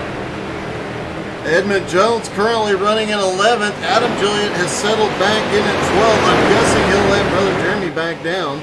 Brent Mecca sits back in 13th. Jim Johnson currently running in 14th. And Noah Carpenter back in 15th. Petey, you want to take the last half? Well, yeah, sure. 16th, we got Heather Patrick. 17th, Sean Andrews. 18th, Jose Godino. 19th, Jerry Poole. 20th, Albert Ewens. 21st, Ryan Seatons. 22nd, William Mann Jr. 23rd, Parker Retzlaff. 24th, John Friley. 25th, Zach Edwards. 26th, Derek Coulson. 27th, Art Hendren. And rounding out the field, and 28th will be Scott Gilliott. As this lap traffic is a problem right now for these leaders right now. Crapster cannot find a way around Jimmy Johnson, and this is kind of letting Joe Campbell and Kyle Bartles catch up a little bit to this lead pack. They're still 12 seconds back, but they already let Brinson back into the party up front, and they're about to let a whole lot more into this party here. If Crapster can't start finding a way around these guys, the problem is he just has a line of cars in front of them. And I mean, none of them are going to be too eager to let him go right now, because if they let him go, they risk letting a few positions get away. As now, here we go. The high side is going to go. It looks like it's the 25 of Adam Gilliott. And Gilliott's going to battle back, and he might get clear of Mecca as he does into the corner. So there's not a whole lot Crapster can do here right now. No, I think Crapster picked off all the spots he was going to get easily. Now that they're in this mess, he's just going to have to ride it out a little bit, wait for the drivers in front of him to make a mistake, and then pounce. But he's got to stay in position to pounce without putting himself in a dangerous position. And that's a little bit tricky at the Rock. And, you know, while they're doing all this, you've got guys that have fought through this lead pack, or this pack trying to hold themselves on the lead lap, that are trying to pull away up ahead. And this is their big opportunity right now. Yeah, and we're coming up on the halfway point, and we have yet to have a caution, and top 4, 140 laps in, all under a blanket. Crapser, Bear, Cryer, Brinson. Those have been the 4 studs so far this race. Those are the 4 guys that have kind of separated themselves from the rest of the field here in a very foggy evening from the Rockingham Speedway. And, you know, this is, Doug, this race is kind of developed. It started out with these 4 drivers. The middle part is still these 4 drivers. And, you know, now you got to kind of ask yourself, is the end of the race going to be these 4 drivers too? I think we have seen it play out just like this in the past, where these guys, whoever's leading at about the halfway point, they have to make a big mistake to end up losing it. They're going to be, these top 4, as long as they can keep the momentum going, keep moving forward and stay out of trouble, I think these guys are going to be the ones battling for the lead. But a caution at any point could change all of that. And now that they have lapped so many cars, now that they're up here battling with the top 15, trying to get around them, this is where that top 15 is going to get a lot more aggressive, and they're going to be in lap traffic before long as well. Things are going to get a bit dicey out there, and this is the kind of the point in time, especially with stops just about 5 to 10 laps away, things could get ugly quickly. They certainly could, as Crapser now, it just kind of looks like he's backed off. And honestly, these cars in front of him have picked up the pace a little bit. Their pace isn't a terrible one right now, so it's not like they're really holding Crapser up that much as their pace has improved, but it's tense times right now as everyone's kind of saving. No one's too sure what's going on. It's a lot of confusion among these drivers right now. Continuing though, it's Crapser behind Jim Johnson, who's a lap down. As now they go around the lap car, William Mann Jr., who's running a very slow pace right now. Don't know what the issue is with Mann. That car is way off the pace up against the wall. Don't see any damage. It's losing speed. I think William Mann might have ran that thing out of gas. That thing does not appear to be underpowered. Let's see if we can quickly dial into his cockpit, and he is out of fuel. We knew he was stretching the fuel this time by. He had been at pit road earlier than most the last couple of times, and it looked like he just couldn't get to the bottom and get to pit road. So William Mann Jr. on pit road, he's going to have to coast back. Can he make it all the way to his pit stall is the question, and it's going to be really, really close. I don't know if he's going to make it. Yeah, no, he ran that thing out of gas. Even if he does make it, he's just wasted a lot of time here. That's unfortunate, but he just kind of played too close to the sun there with the fuel mileage. So for Mann Jr., that's going to already take a sour day and make it even worse for him as he does make it into his pit stop at least. Up front, though, Crapser lead lap 146, so now the question becomes, when does Brinson pit? And actually, I think he might have already pitted. Yep. Yeah, he did pit this time, lap 146, so before Brinson, he's had to use more fuel that run because he had to run by himself for so long. If you're Brinson now at this point, among those top four, I don't like his shot a lot right now. He's either going to need a caution or just save a ton of fuel here moving forward. The only advantage he has right now is the fact that he has that... he'll have those fresher tires, and some of these guys are going to try and stretch that fuel. If he can take advantage of those fresher tires, maybe, pick up a few spots and conserve a little bit at the same time, just getting through the field smoothly. I think he might be able to make up a little ground here, but he needs he either needs that caution or he needs that top three to make some mistakes on pit road. Joe Campbell, meanwhile, had worked his way up into the top five. He's now sitting in fourth. But as we mentioned, that second group, 11 seconds behind the leader, almost 11 and a half now behind the leader, as that top three has just continued to set the pace of this one and pull away all night long. Yeah, now, Bear closed the window between him and Crapser in terms of fuel. This time by, it's going to be very, very crucial to see just where it does cycle out. Brinson is actually going to cycle out just barely nose ahead of Crapser there. He turns Jimmy Johnson into the inside, or did Johnson just come into the pits there? What just happened? I thought that was the backstretch, but Brinson got into Johnson. Yeah, Johnson hit the pit wall, and he got into another driver, Kendrick Cryer, so catastrophic pit situation here. Yeah, let's take a look. It looks like Jim, I couldn't tell if he was trying to get woed up for pit road, but ow, what a hit. And yeah, it looks like Kendrick didn't get much damage, but wrong place, wrong time for Cryer, as, and Jim Johnson's got to be fuming right now. Yeah, and him and Brinson are buddies. I know they're working together, so that's just must just been a miscommunication between the two drivers. I don't know what happened there, but I don't know if Jim didn't let him know he was pitting or Brinson didn't get the call there. But the unfortunate part is that they got another teammate of theirs. They got Kendrick Cryer quite a bit of damage of that, as Matt Bear comes barely into the pits and barely gets down to speed in time. Let's take a quick look at Bear's pit road entry, because I'm very curious how that went. We know Bear is very aggressive, and I know for a fact he practices getting the most he possibly can onto pit road, but he was doing Fast and Furious Rockingham drift getting down there. That was crazy. Yeah, that was pretty wild there. So we will have to see I don't think he got a penalty. It looks like he's going to be okay. But he made it to 152. Crapster's still out there. It's lap 153 for him. If Crapster comes down this time, Bear has closed the gap a good bit. And this will be interesting between those two because Cryer lost time with that pit incident happening, and it looks like Crapster will come down this time. So Bear's made that just a one-lap gap between him and Crapster. Bear, he told us before the race he wants to be a king of strategy this season, and right now he's playing chess with the chess master. Yeah, he definitely is. Interesting game of chess as well as Joe Campbell comes down.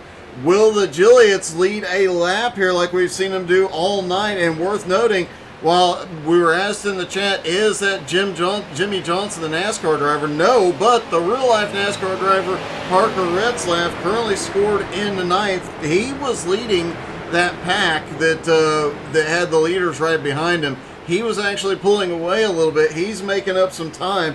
It'd be really, really interesting to see how the pit stops cycle out. While we're watching them complete the green flag pit stops, we'll take another break. We'll go side by side. Don't go anywhere.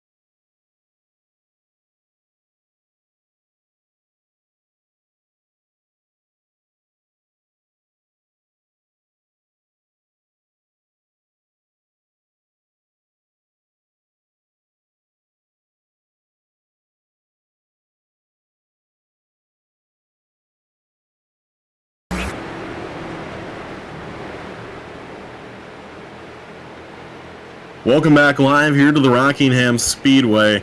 An unfortunate update for Jimmy Johnson in that pit road entry incident. His car is spending an extended period of time on pit road right now. He's already gone 9 laps down. Extensive damage to that machine. That one really put a hamper on his night. He does get back out of the pits now.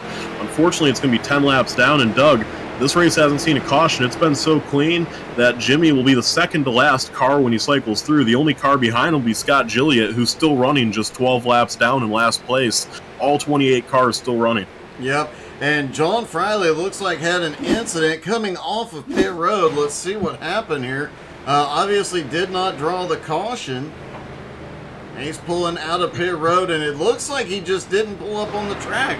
I have no idea why he pulls over on the backstretch pits and just comes to a stop.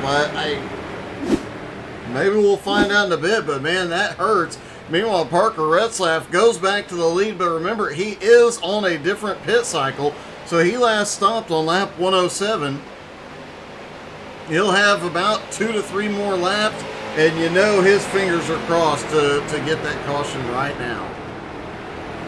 Yeah, he's going to probably pit this. It's lap 161. He's really stretching it, but if I calculate it, like, even if he stretches it extremely far, I just don't think it'll be enough to quite win this race. As he's out, he's ran that thing out of gas. He played too close to the sun. That thing has ran out. He is going to come into the. He's not under power. He actually just really came to a slow entry to the pits. I don't know if he did that to be courteous, or if he just didn't realize that the way you didn't have to enter the pits that way here. But a very slow entry to the pits. But yeah, what I was saying, Doug, is he's actually made up a substantial amount of fuel, an impressive amount of fuel has Retzlaff. Unfortunately, with that 45-second penalty he got in the start, I just don't think the amount of fuel he made up will make up for the difference for the win. However, he's in it for a top 10. He's certainly in it for a top 10 still at this point. Yeah, he definitely is, and he is running the full season. So, he's gone out there, he's led some laps, and if he stretches it, continues to lead some laps, he's not going to lead the most, but he's going to get those bonus points, and the way he's been coming through the field, he's had some fast laps. He could end up with some bonus points for fastest laps this race. So there's a couple of different things he can still do here tonight that could help him in the point situation. With a top 3 finish last week, he's not in a bad place, and it happens early in the season. You can make that mistake early and still have a ton of time left to make it up, as Alex Krapser has gone back to the lead. Yeah, he has. He has taken it back from Matt Bear, so Bear trying to save gas behind him. Brinson's still running with that top 3 too, but remember, he is very short of the pit window right now, and for Brinson, it's gonna take a lot of saving here for him to make it to the end of this race. It's not impossible, but Brinson really needs to start saving at this point because he is quickly running out of opportunities here. As here we go, looks like Bobby Colgan going to go to the outside of him on fresh tires. So Colgan looking to make a lap back up. There are only 6 cars on the lead lap when this all cycles through. The leader, Alex Krapser, second, Matt Bear, third, Matt Brinson. 2.5 seconds back and forth is Kendrick Cryer, who ain't out of this race, but it's an uphill battle for him truly right now. And then in 5th, you have Kyle Bartles, who's 12 seconds back. And then rounding out the field in 6th is Kyle Martin. The last car in the lead lap, Kyle Martin is, and he is about to get lapped by Krapser. Krapser is right in front of him. Krapser goes to the high side of Martin in the 18, running in 6th right now. We're about to only have 5 cars in the lead lap. Oh, I think Krapser may have, not intentionally, it looked like Kyle was trying to move up and block the run, and Krapser may have just given him a little kiss on the back bumper. Colgan did manage to get by and take 6th place and maintain the lead lap. Right in front of our leader, McRecken, now the first car 1 lap down in 7th place, and not far behind him, Adam Gilliott, Jeremy Gilliott. They are close to unlapping themselves, so these guys still in the hunt here.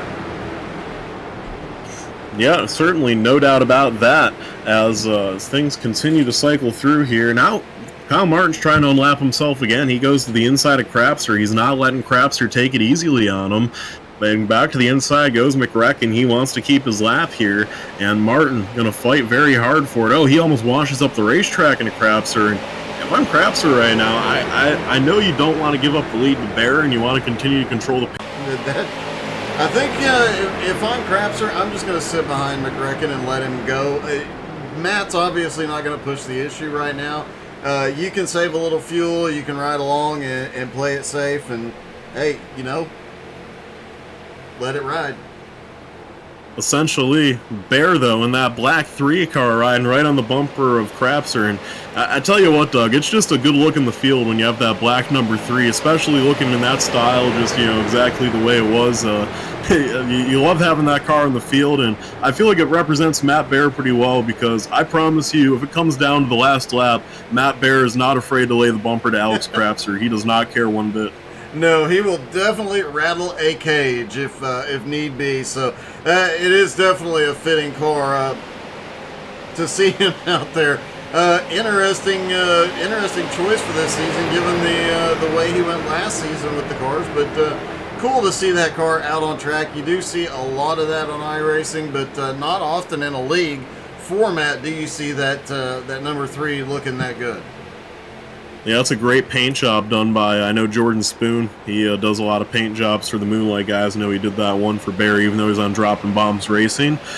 And it looks like Martin, though, he's just refusing to get lapped right now. He's doing a good job, by the way. He's running 7th place. When Austin Edwards gets back to that car next week, it will have been well taken care of by Kyle Martin if he can continue that 7th place run right now. However, he's putting the run in a little bit of jeopardy because he is racing really hard with Alex Krapser right now. And he's lucky it's Krapser, because Krapser ain't going to do anything to him, but he's riding a fine line. Jim Johnson just had an incident Let's see. It looks like Jim may have pulled off track down the back straightaway. We know Jim had the incident with the wall. He was on pit road for a while for repairs. Still has some right front damage, and I'm wondering, we know he didn't run out of fuel. Let's see. That car, that engine has blown. So Jim Johnson's opportunity for a win here has gone out the window, and that is a bit heartbreaking for that team as well. And that's just, it was a racing deal between two teammates. That's just so unfortunate to see, you know? And I'm sure they might have been mad at each other in the moment, but I know Brinson and Jimmy are good enough friends where they probably have talked it out and they're probably all good now, but it's just unfortunate, you know? You hate when things like that happen, especially when it's between you and a teammate, and it even collected another teammate in Cryer, but that's just one of them deals that you got to move forward from and, you know, understand it was just kind of a freak deal. Wow. McRecken went to the high side out of turn 4. The leader gets back by, and now he sends it to the bottom in turn 1 again, trying to force Crapser up toward the wall. This is, man, this is not a good way. It's just not a good situation. It really isn't. And oh my goodness, Martin almost lays a door on him right now. This is just getting kind of aggressive out front here right now. He's probably making Crapser run harder than Crapser wants to have to run, if I'm being honest with you. I don't...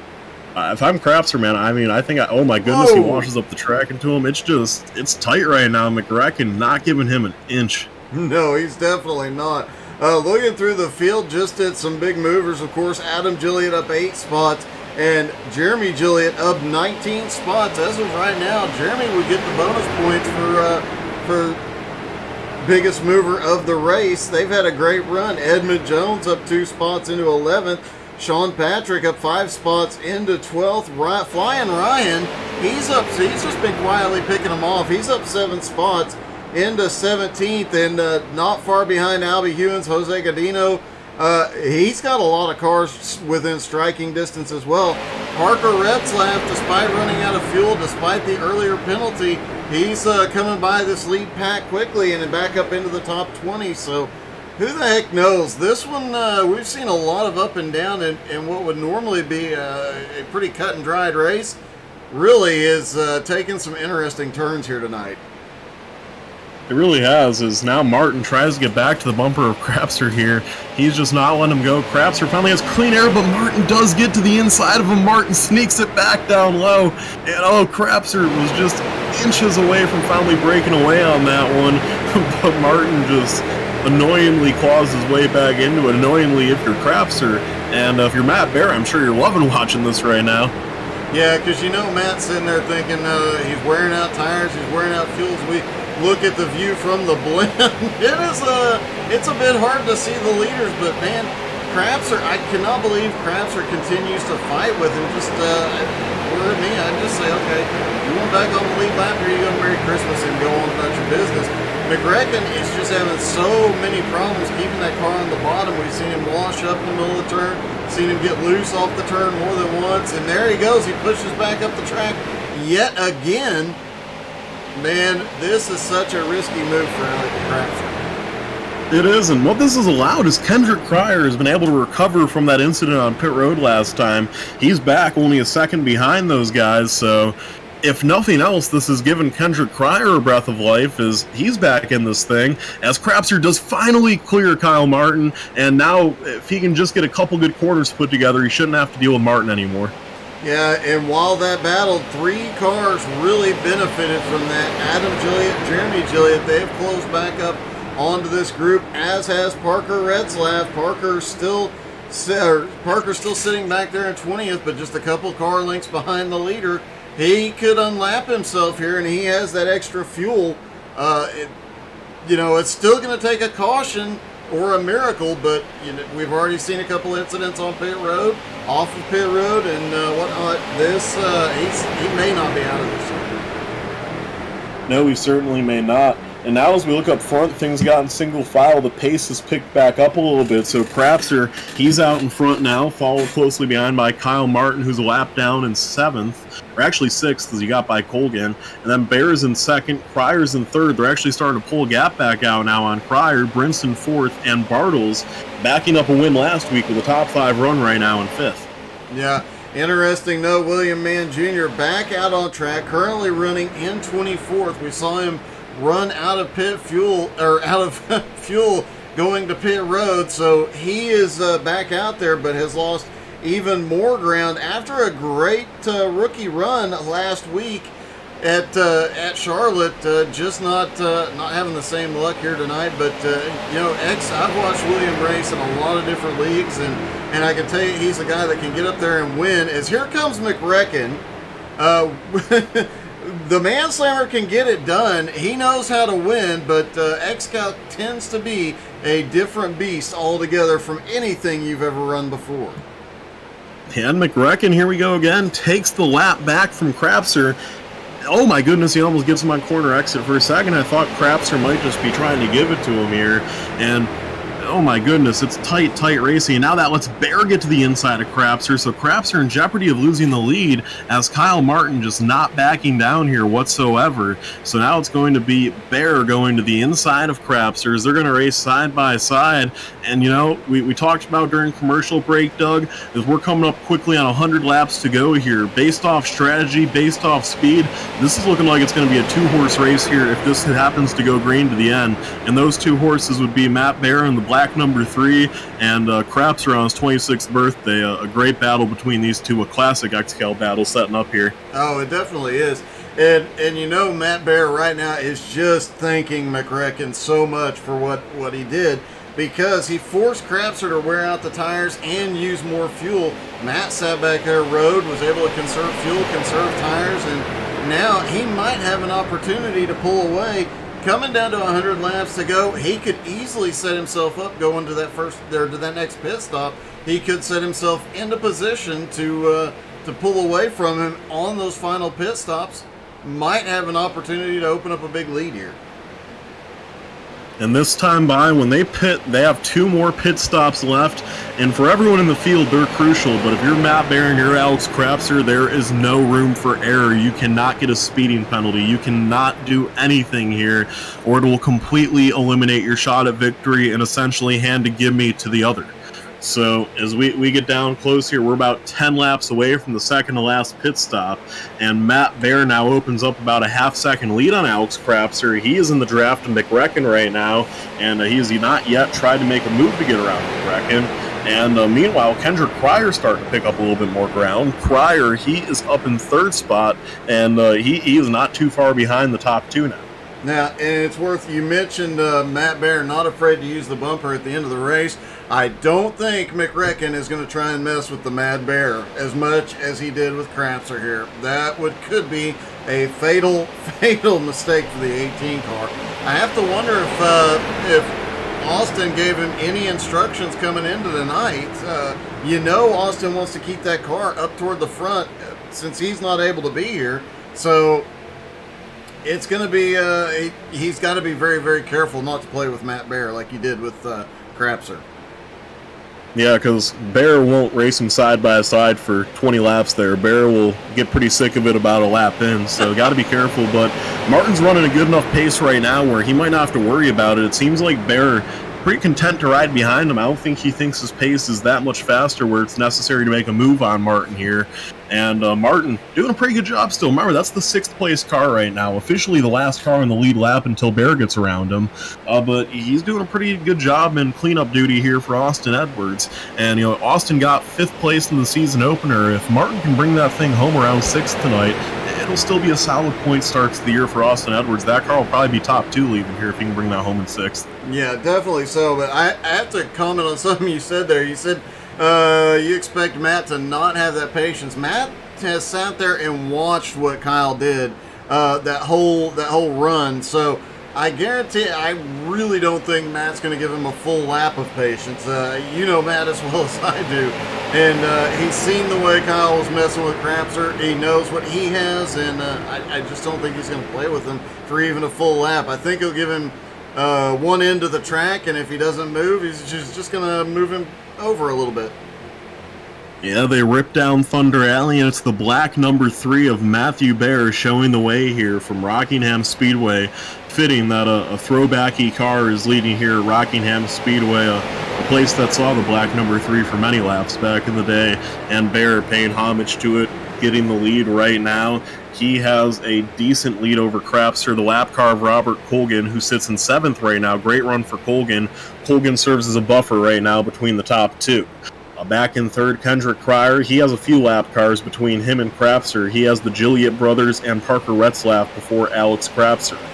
Up front, though, this pack is being led by Kyle Martin, who is currently in 6th place. And then there's nothing but clean racetrack ahead. They have about half a racetrack to Jose Godino, and they really are not going to have any threat of catching that pack before they get to pit stops here. Lap 196 for Matt Bear. Pit window here, I think, for him is going to be around lap 200, 201. The question is, how far can Crapster make it? Did Bear make up the entire difference this run, and are they equal? Or does Crapster still have a little bit of a lead over him? We're going to have to find out in the pits. And here's another interesting note. Jose Godino, we saw him get turned early on in this race. He managed to keep it off the wall, get the car straightened out. He lost a ton of track position and has been picking it back up ever since. He is now back up into 17th spot. He's going to be one to watch this season. I really think that Flaming Karma team has something. They've got some great setups. They've got a great team leader. And, I think we're going to see those guys have a really good season. I think we're just seeing some bad luck out of that team. As Brinson is back on pit road on lap 198. A couple of laps earlier than he needed to come in. Yeah, but actually he stretched it out. He pitted on lap 146 last time, so if he can do that the rest of the race, if he can save the amount he just saved there for the rest of he might sputter across the finish line at the end in the top 5 position. We'll have to see. But that's a promising sign from Brinson. Let's see how much further Bear and Crapser are going to go, and Cryer too. As this time by, lap 199 for both of them, I imagine we'll see them at least make it 2 more laps here. As this time by the pit road, it looks like the black number 3 machine will stay out. Bear's not coming down. Crapser's not coming down. And Cryer might have come down. Let me look. No, Cryer's still out there as well. So lap 200. Everyone who's out there now is in a pretty good spot right now to probably make it on 1 more or 2 more stops, including the one we're about to have. Yeah, and I think we're going to see a little bit of strategy play out here as well. Like what Matt Bear is doing, he saw Robert Colgan go to the inside. I don't think he's going to fight. I think he's going to let him by if the opportunity presents itself, and he's not going to lose position because, hey, we saw what happened with Jim Johnson coming to pit road last time. They want as much space between them and the next car as possible. As Kendrick Cryer comes down, they don't want to risk any problems on pit road this time. Yeah, Kendrick Cryer right on the number for the window. He is right on the edge, but I think he's on the inside of the window, so good looking there for him. And Bear will not come down this time again. He has a half-second lead over Alex Crapser, this time by 2:02. So him and Crapser are both easily good to make it to the end. They can both push it probably fairly hard on the last run of this race. It's just a matter of, will they pit the same lap? Does Bear only have 1 lap on Crapser? Because Crapser had 2 laps before. So if Crapser comes down the next time by, that means Bear made up a lap. Let's see what happens here. Is Bear coming down? Nope. Bear is still out there. So is Crapser. So it's going to be at least 2:03. And I'm starting to think that Bear has this down to either a lap or he's there. It's going to be awfully close. I'm curious to see where they fall this time by. Pretty much everyone else besides the Gilliatt brothers who are on their own strategy have pitted so far. As Martin gets a little loose in front of Bear, but let's see. Bear might be coming down this time. It's lap 2:03, entering turns 3 and 4. Does Bear enter the pits? It looks like he will. Bear comes down. Crapser stays out. Bear gets that thing low down. Does he get down to speed and time? It was really close. Did he get a speeding penalty? That'll be awfully close. He played it very dangerously there. How much longer, though, until we see Alex Crapser come down? I'm going to be curious to see if Bear got a penalty there. He played that one dangerously close. Crapser this time by 2:04 is at the lap. We finally see Crapser bring it into the pits. And as we come around this time, it will not be. Crapster still has 2 laps on Bear of fuel. Wow.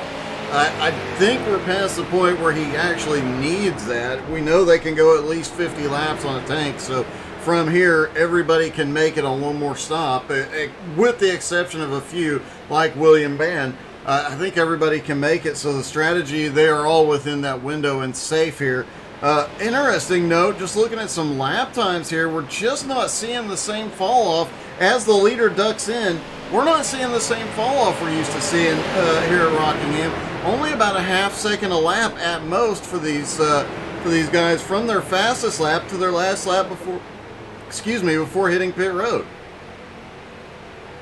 Yeah, so is now the lead. So Kyle Bartles, he is in the pits. The Gillietts are still out there. They're going to cycle through to the lead. It's going to be Adam Gilliett in first, Jeremy Gilliett in second. Looks like Noah Carpenter will cycle through to third momentarily. So Adam Gilliett takes the lead this time by. He will lead his first laps of the race, or his second laps of the race in the 25. Or actually, he didn't cycle through this time. I guess he has to go by one more time to get the lead from Crapster. Crapster in the pits. Let's see, did Matt Bear make it back out? I'm looking for that 3 car right now. Bear did make it back out, so I do not believe he got penalized. I think he rode the fine line, and he barely made it out on the right side of that. So if Bear wants to win this race, Doug, I'm thinking he's going to need like a 5 or 6 second lead on Alex Crapster. Crapster has 2 or 3 more laps of gas than Bear. That means he has to take 2 or 3 less laps of gas at the end, which equates a good amount of time in the pits. Bear's going to need like 5-6 seconds on Crapster, I think. Yeah, I think you're probably right. And Bear's got another problem right now because McRecken came out right in front of him. Oh, and McRecken way loose there out of 4. Crapster comes out of the pits right now, and I don't think he's going to cycle through in the lead. It's going to be awfully close. Let's see, Bear's come out too. Now, Bear should... he's not going to necessarily get there. We're going to see Crapster... I think Crapster came out in the lead. Yeah, Crapster is the top spot. He came out in front of Bear. So Crapster is in the lead now, and Bear, it's going to be tough sledding for him. I don't know how he's going to make this up in the pits because Crapster has a couple laps on him. He's going to need to save a lot of gas and hope to hang with Crapster here.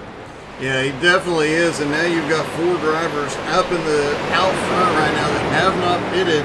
They have their fingers crossed for that caution right now that doesn't look like it's going to come tonight. It's going to be, these guys are all going to pick up some spots and they're all going to have a good finish. But it's not going to follow the way that guys like Parker Retzlaff need. While they are waiting for their pit stops, we'll take another commercial break. Don't go anywhere. We're going side by side. We'll be back in just a minute.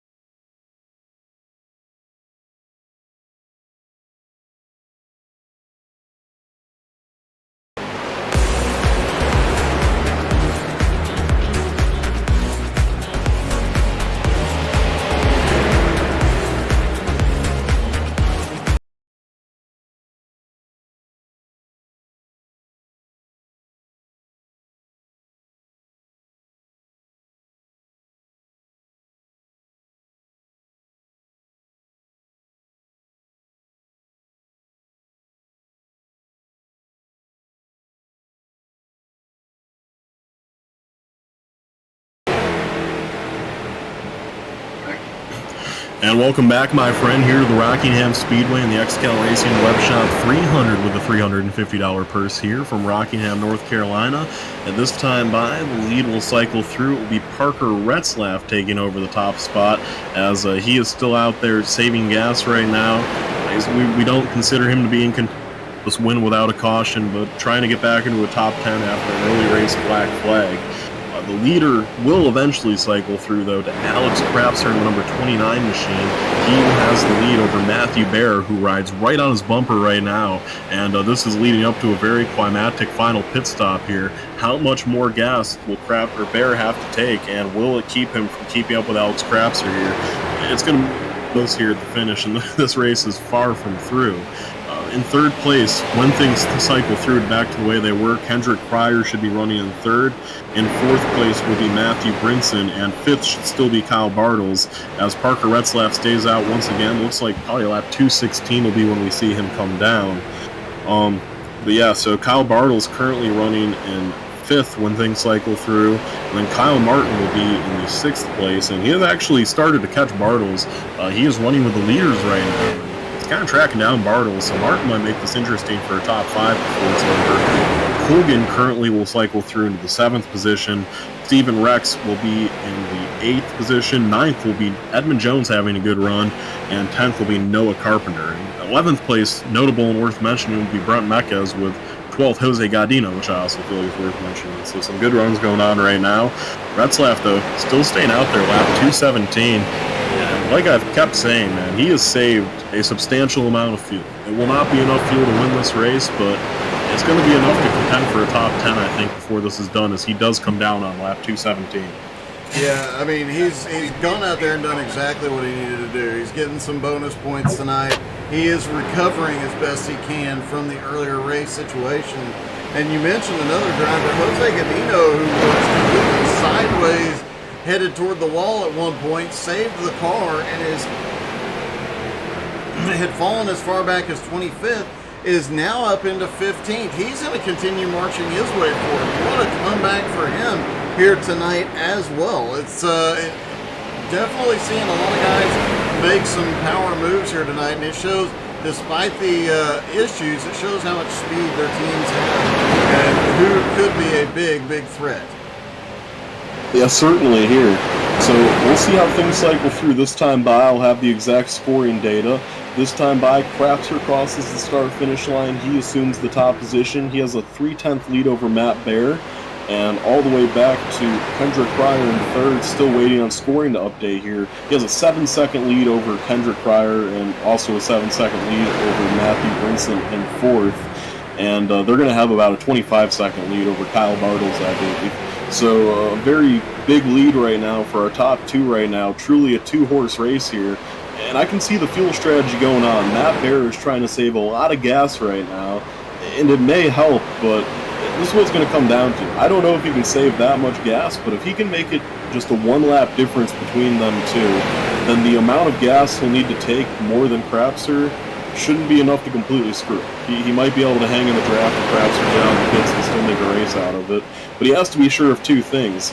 He can't save too much here and lose the draft to Crapser, and he also can't try to play too risky of a move in the pits and not take enough gas and not be able to race for the win at the end because he's saving gas. So it's a very fine line Matt Bear's riding right now. And this is a tough strategy to try to pull off as a team playing from behind in this situation.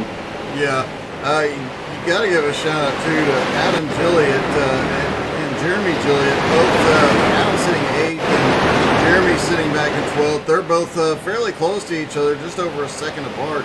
These two guys have worked their way up through the field. They have played that fuel strategy game really well as well. They're sitting 8th and 12th. We've seen them nose to tail most of the night. I'd imagine they'll be back together before too terribly much longer.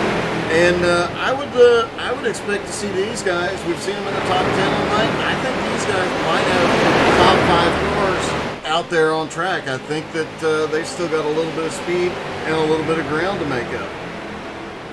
No doubt about it, and I'll be curious to see where they do end up as this cycles through. As we sit, 6 cars on the lead lap.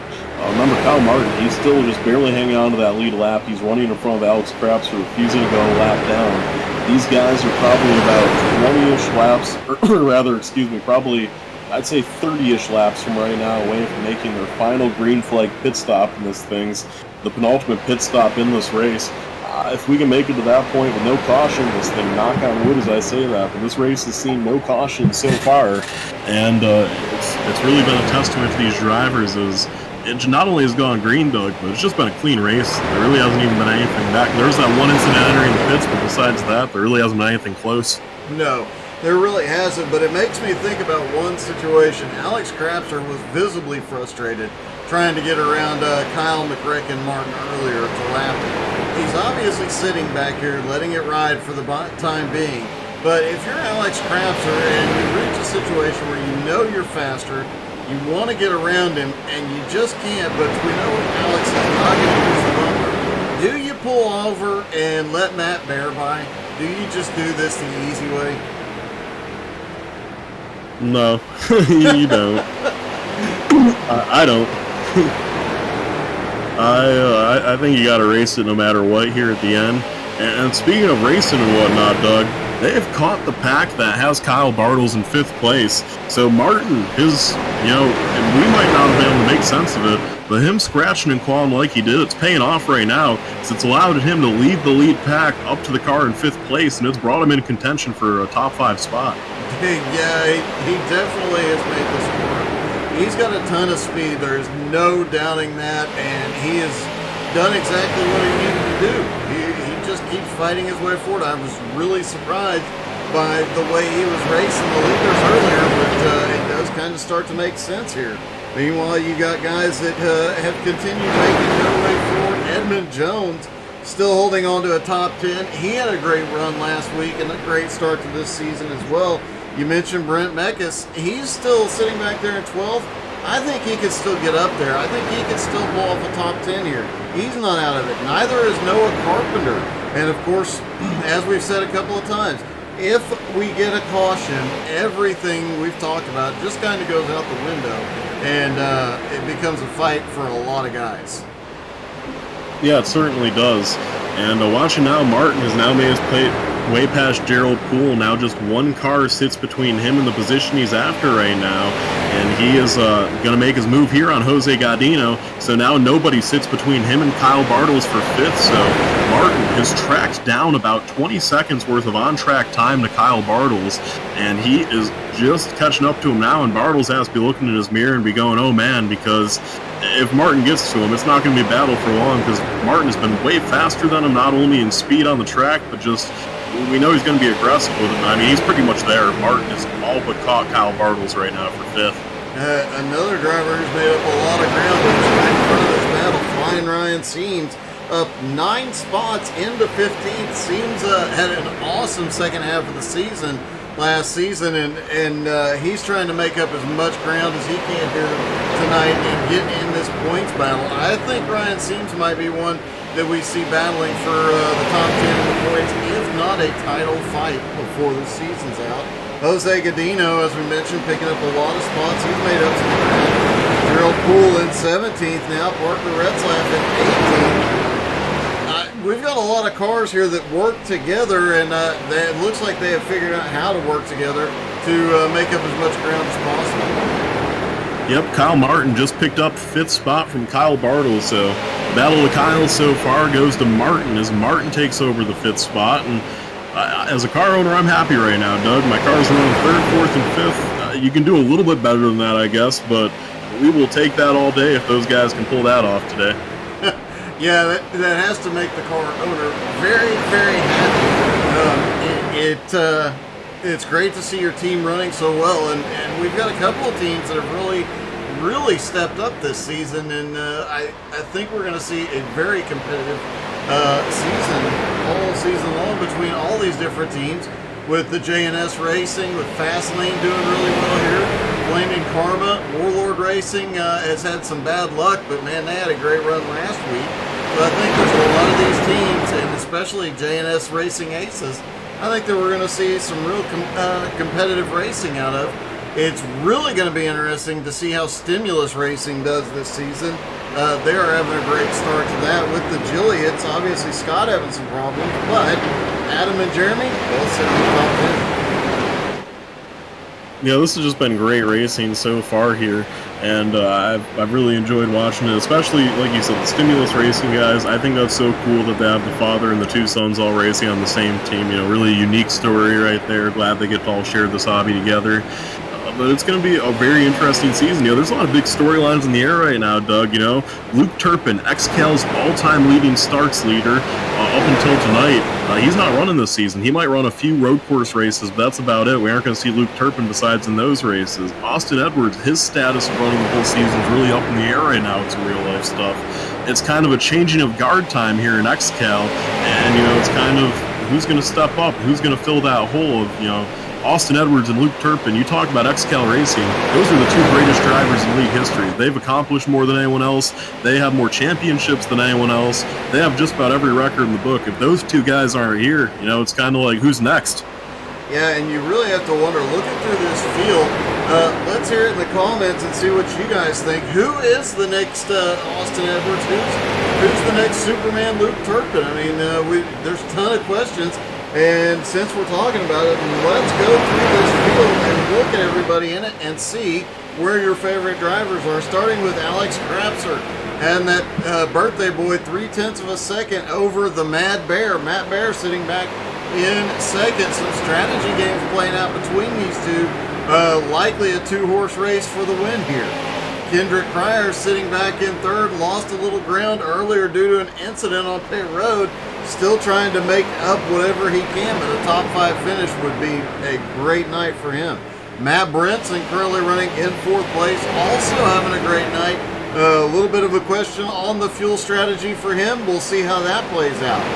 Kyle McRecken Martin has definitely been one we've talked about tonight, currently sitting in 5th after the Battle of the Kyles puts him in 5th. Kyle Bartles currently sitting in 6th. He's got a great run going tonight as well.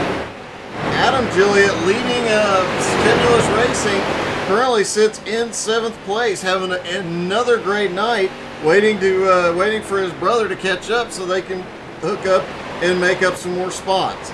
Robert Colgan sitting back in 8th. Robert having a great night again as well.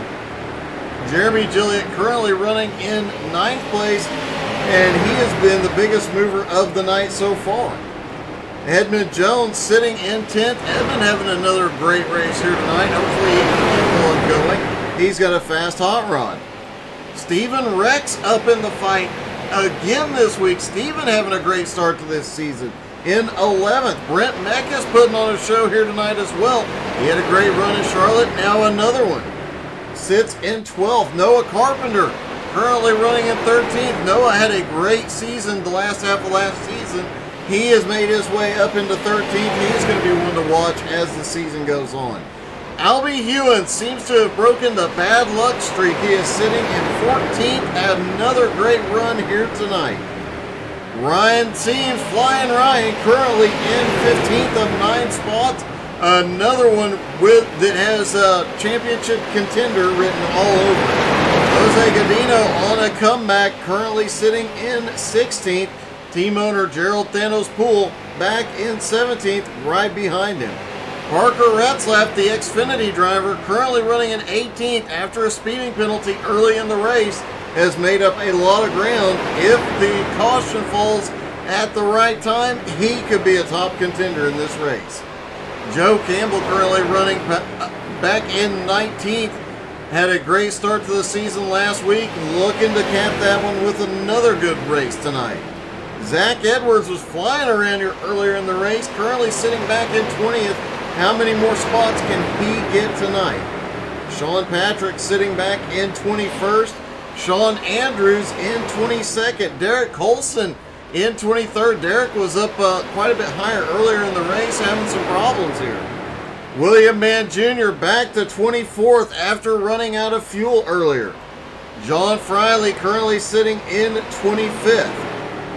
Scott Gilliatt on pit road in 26th. Art Hendren on pit road in 27th. Jim Johnson also on pit road in 28th.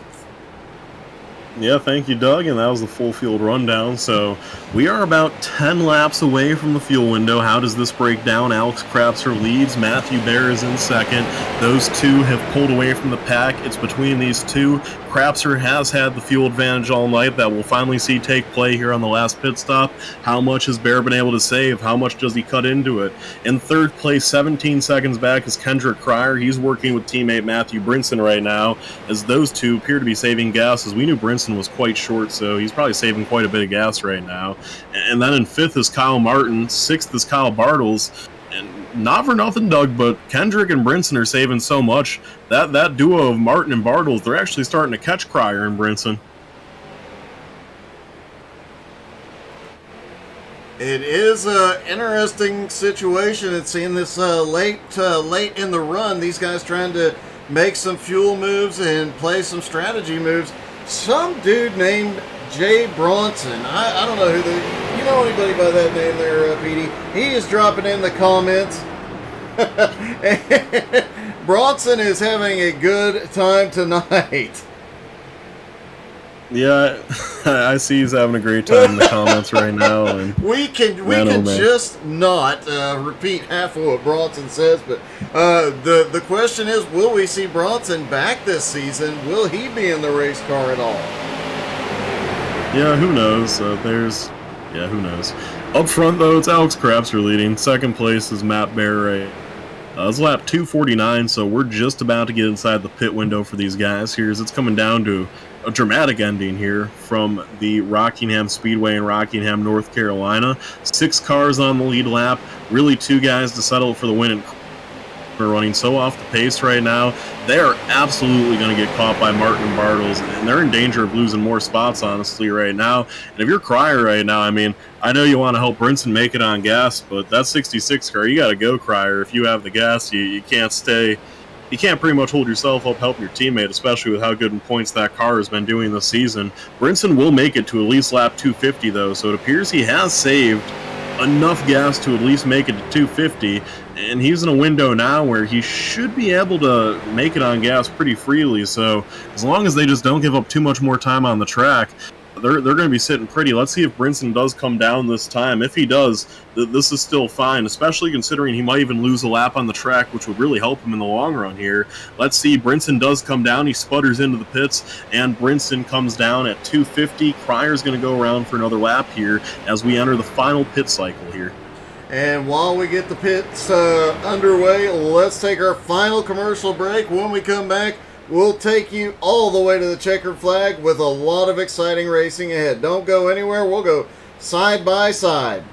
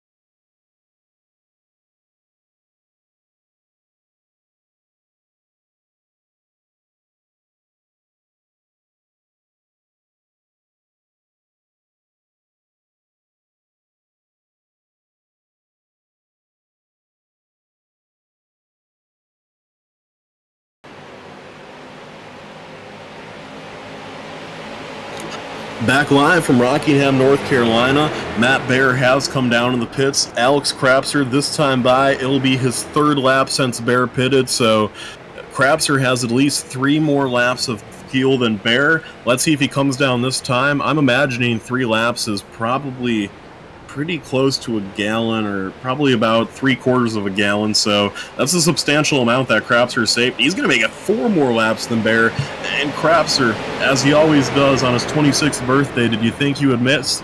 No, he has not missed tonight on the fuel strategy. He has been able to make it 4 more laps than Matt Bear, and he might have saved his best performance here for the end of the race. This time by, it does look like he peaks the nose to come down, so with 4 more laps than Matt Bear, he can probably take about a gallon less than Bear in the pits as he comes down this time by. We're going to have to see where they all cycle out. Yeah, that is the hardest we've seen him push it on the pit road, too. You saw him wiggling a little bit there. As the Gillietts come around, they're going to go around, and looks like they're going to try and reclaim the lead here. They're going to go by Parker Retzlaff as well. Parker has made up a lot of ground, and we were talking about it on the break. You know, he had the speeding penalty. He's done everything right since that first stop to make up as much ground as humanly possible. Guessing he can stay out to lap 275, maybe even 280, in which case, I'm not sure how many gallons that'll save him, but man, that'll be one heck of a quick stop. And when we're not seeing as much tire fall off as what we're used to seeing for Rockingham, he might be able to take right sides only, or even no tires, just to splash and go. I don't think he can pull up to a win, but still has a top 10 in him. Yeah, certainly does, and still waiting to see when does Crapser go out. So Bear just unlapped himself. Crapser still sits in the pits. Crapser is yet to leave, going to keep a track on Matt Bear now. Bear halfway down the backstretch, enters turn 3 right now. Crapser still sits. And here goes Crapser. Crapser leaves. They drop the jack. He goes. Bear's exiting turn number 4. Bear comes down the front stretch. Crapser's just getting off the pits right now, getting that car up to speed. He exits turn 2. Matt Bear enters turn 1. He has too big of a lead. I don't think Bear can make it up without some substantial help from some other factor in this race. But Alex Crapser, on his 26th birthday, he exits the pits, and it's going to be him that has a very large lead when this all cycles through. Yeah, as of right now, when he hits the start-finish line, it is 6.4 seconds. He's still got to come up to speed. Matt Bear's still got to pick up to full speed, but Matt, 6 1/4 seconds back now. Looks like he is at full chat. Interesting, I did note coming off turn 2 last time, McRecken moved over and let Matt Bear go. Didn't look like he was going to try and hold him up for too terribly long. So it's on now. Bear is behind Rex, and we'll see how big the gap is soon. But also in the pits, this is interesting. Kyle Martin has cycled through to 3rd.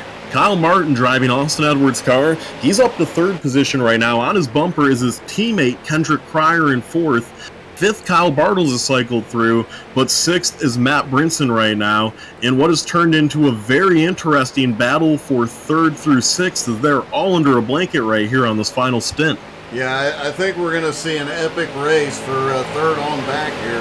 But I have to wonder, you got the Gillietts out here stretching their fuel. They've been running 8th, 9th all night long, but they can go further. They are also going to be the 2 guys that have a really short pit stop.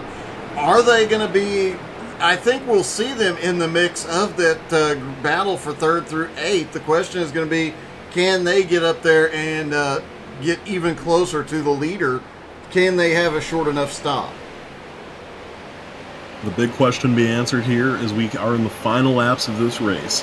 Just 37 laps to go from Rockingham out of 300. It's been a long night here, long foggy evening, but it plays out and Crapser will cycle through. But right now it's Adam Gilliett leading on lap 265. And, Doug made a good point. How much less fuel will the Gilliett brothers have to take?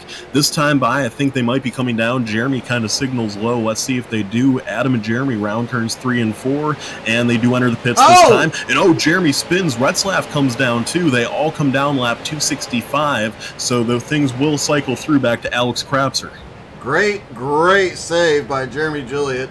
Parker gets on pit road as well. That's a bit earlier than what we expected. Parker waiting to see how this plays out, what strategy these guys are going to use. Meanwhile, Crapser is going to come around and should reclaim the lead next time around with a 6 1/4 second lead over Matt Bear. However, the interesting note right now, no lap traffic between Crapser and Bear. Yeah, no, it's pretty wide open between the two of them. Bear is going to have, he has the help right now. He has Martin behind him. He has Cryer. He has some fast cars with some drafting help. Lap times right now, though, Crapser's beating him a little bit. Crapser's able to run some 6s. Matt Bear is running 7s right now. So Crapser with a little bit faster pace. And as these cars get off the pits, it will cycle through to Alex Crapser as he comes around, turns 3 and 4 right now. And this time by the start-finish line, the lead goes back to Crapser. So the 29 car, as he laps Scott Gilliott, puts down a blazing fast lap as he reclaims the lead. And it will be second place will be Matthew Bear. And in third place, still waiting. It might be one of the Gilliott brothers. I'm going to wait to see how this cycles out. Let's see Martin come around the track. While we're waiting... Oh, go ahead. I was going to say, while we're waiting, apparently there was some excitement for one driver getting onto pit road, looking at, trying to get a look at what happened with Gerald Poole. Apparently, he had some problems getting down. Oh, one of the Gilliotts gets into the back bumper. And Thanos hard hit to the inside wall there. He may have ended his race, and what a heartbreaker after a great start to the season for Flaming Karma.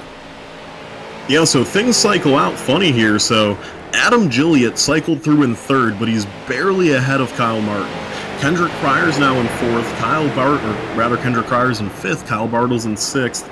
Matthew Brinson's in seventh right now. But they're going to be quickly coming up on Gilliott here. Gilliott does have fresher tires than them, so a lot of factors coming into play here as Martin and Cryer and everyone else, they're going to try to track down Gilliott here for the third position as he cycled through up to P3. Out front, though, it is smooth sailing for Alex Crapser. He has nothing to worry about.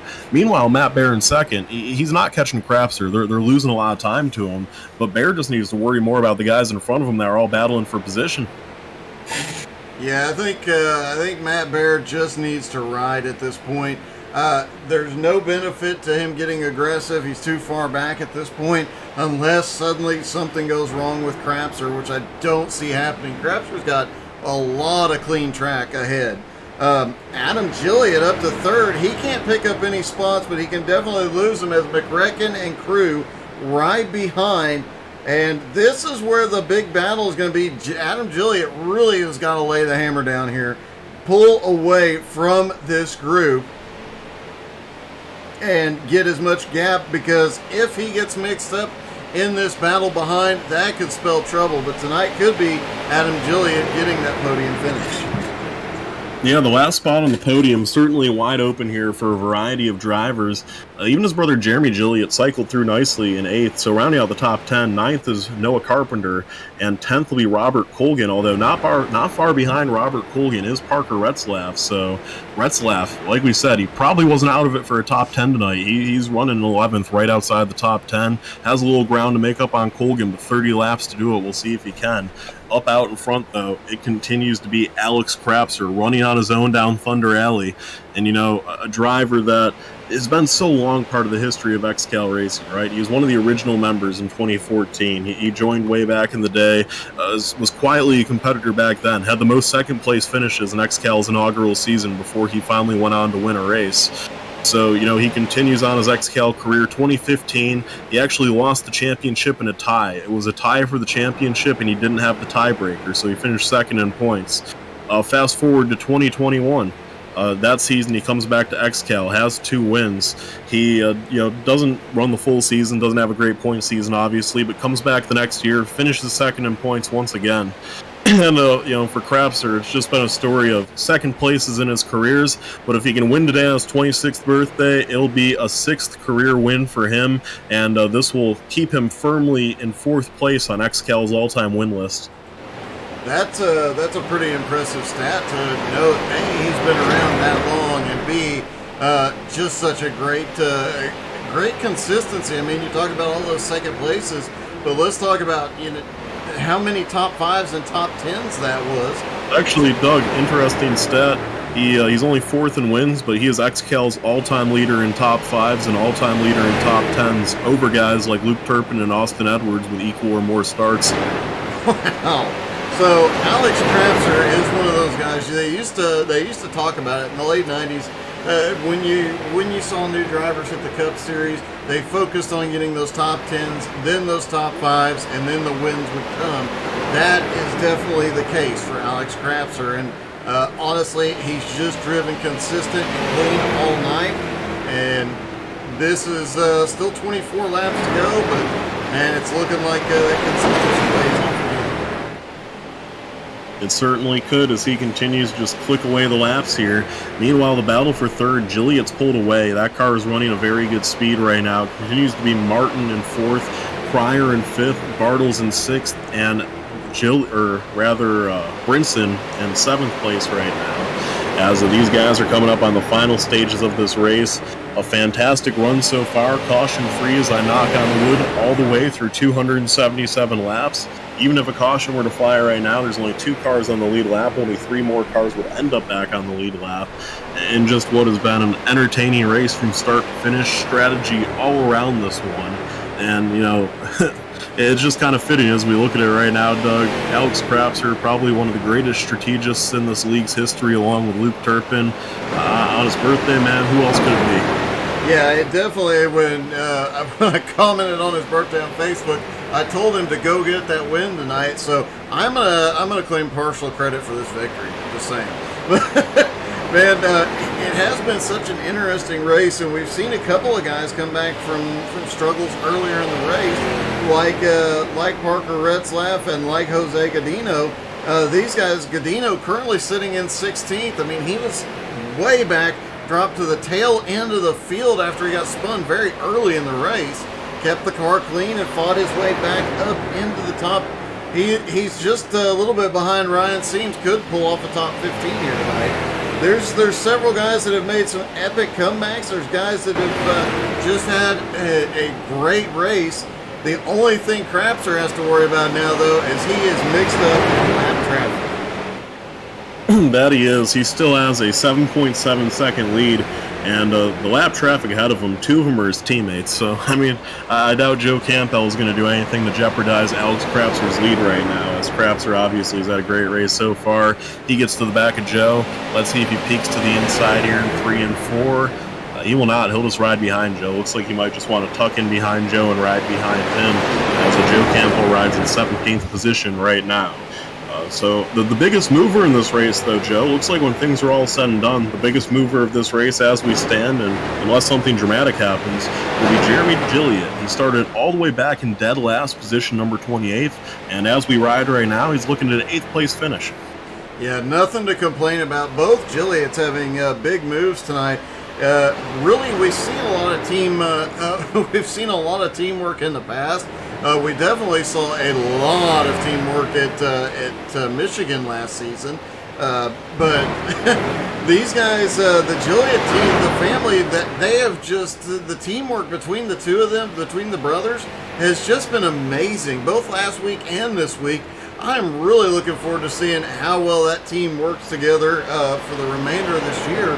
And as Scott improves on his oval racing, man, they get that 3-car team moving like the 2 of them did earlier in this one. I think big things are coming out of that team. We got a battle. Kendrick Pryor just took away at 4th position from Kyle Martin. Martin now on the outside of Bartles. They're battling for 5th right now, the final spot in the top 5. Brinson thought about taking it 3 wide. Things are really starting to heat up right here. So the battle is on through 4th through 6th. I think they kind of realize they're not catching Gilliatt, and they're going to battle amongst themselves as Martin cuts off Bartles. Brinson gets to the outside of Bartles, and Brinson looks for the 6th position. Brinson on the high side. Will he clear him into 1? He will not quite get the clear on him. Oh, he drops the nose, and Brinson moves up to 6th. And if you're Matt Bear, you do not want to be where you're sitting right now. 2nd place car sitting behind this battle, and he knows things are about to get wild. But holy cow, these guys are really going. Whoa, Kendrick way up the track. Wow, this is getting physical. Yeah, this is getting really physical. I think Martin moved Cryer, their teammates, so I don't even know what to say about that. But now Martin moves Edwards out of the way. Yeah, this is just getting real physical here. Edwards hangs on to it. To the inside goes Brinson, and Brinson turned side wall by Edwards. Brinson saves it. He hangs on. Edwards gets the worst of it. And oh my goodness, caution with 15 laps to go. And it's worth noting, it is 15 to go. 3 drivers will get waved around. And it looks like it'll be Adam Gilliott, Kyle Martin, and Kendrick Cryer that get waved around. Although if Kyle Martin gets the penalty on that one, that could change things a little bit. Yeah, that was a weird caution right there, you know. I don't know if Edwards wasn't too happy about what Brinson's teammate did to him, because Martin just gave him a bump and moved him out of the way. So I don't know if Zach Edwards just wasn't happy with Martin and took it out on Brinson there or what, but he really pinched him low coming off the corner, it looks like. And it looks like the 5 just came, the 16 rather, just came up the track a little bit out of 2, and yeah, chaos ensues. That was a bit nuts. Yeah, that was pretty crazy there too, and it was just becoming very hard physical racing, and it's unfortunate, you know, the lap car Zach Edwards just kind of was an innocent victim that Kyle Martin got involved in it. And it turned into the first caution of the race with 15 laps to go here from Rockingham. And, well, this changes everything. Yeah, it really does. Just looking at this incident again is McRecken off into 1. He just moves Edwards up the track. And it looks like the 46 got into the back bumper of McRecken. And as he did, he got a little loose and it moved him up the track into Zach Edwards, and then it's just chaos. Fortunately, the field had spread out enough that this wasn't a bigger incident. This could have been a much, much worse situation. Yeah, so an incident between Matt Brinson and Zach Edwards there brings out the caution, and Brinson must not got a ton of damage because he didn't bring it down in the pits. He's just going to wait this one out and see what he can redeem here as there we go, we get the 2-2, so we'll see who race control calls that caution on first off, see who's getting a penalty here. And I can't hear race control, so I'm just going to see what they type into chat as we wait on the word of Aaron Hillbush. And, you know, the one guy that did not want to see this caution right now is Alex Krapser. He had over a 7-second lead. It just disappeared, and now he has to deal with the Mad Bear again. So he gave a double EOL. He called that on both Zach Edwards and Matt Brinson, and they will both go to the tail end of the field as they were both involved in that caution. And for Edwards, that won't hurt too bad. He was already having a pretty bad night, but for Brinson, that is going to be a tough one to recover from here, as he's going to get waived or sent to the tail of the field, and we'll just have to see what happens. As getting the waiver rounds will be Brent Mekes, Parker Retzlaff, and Edmund Jones.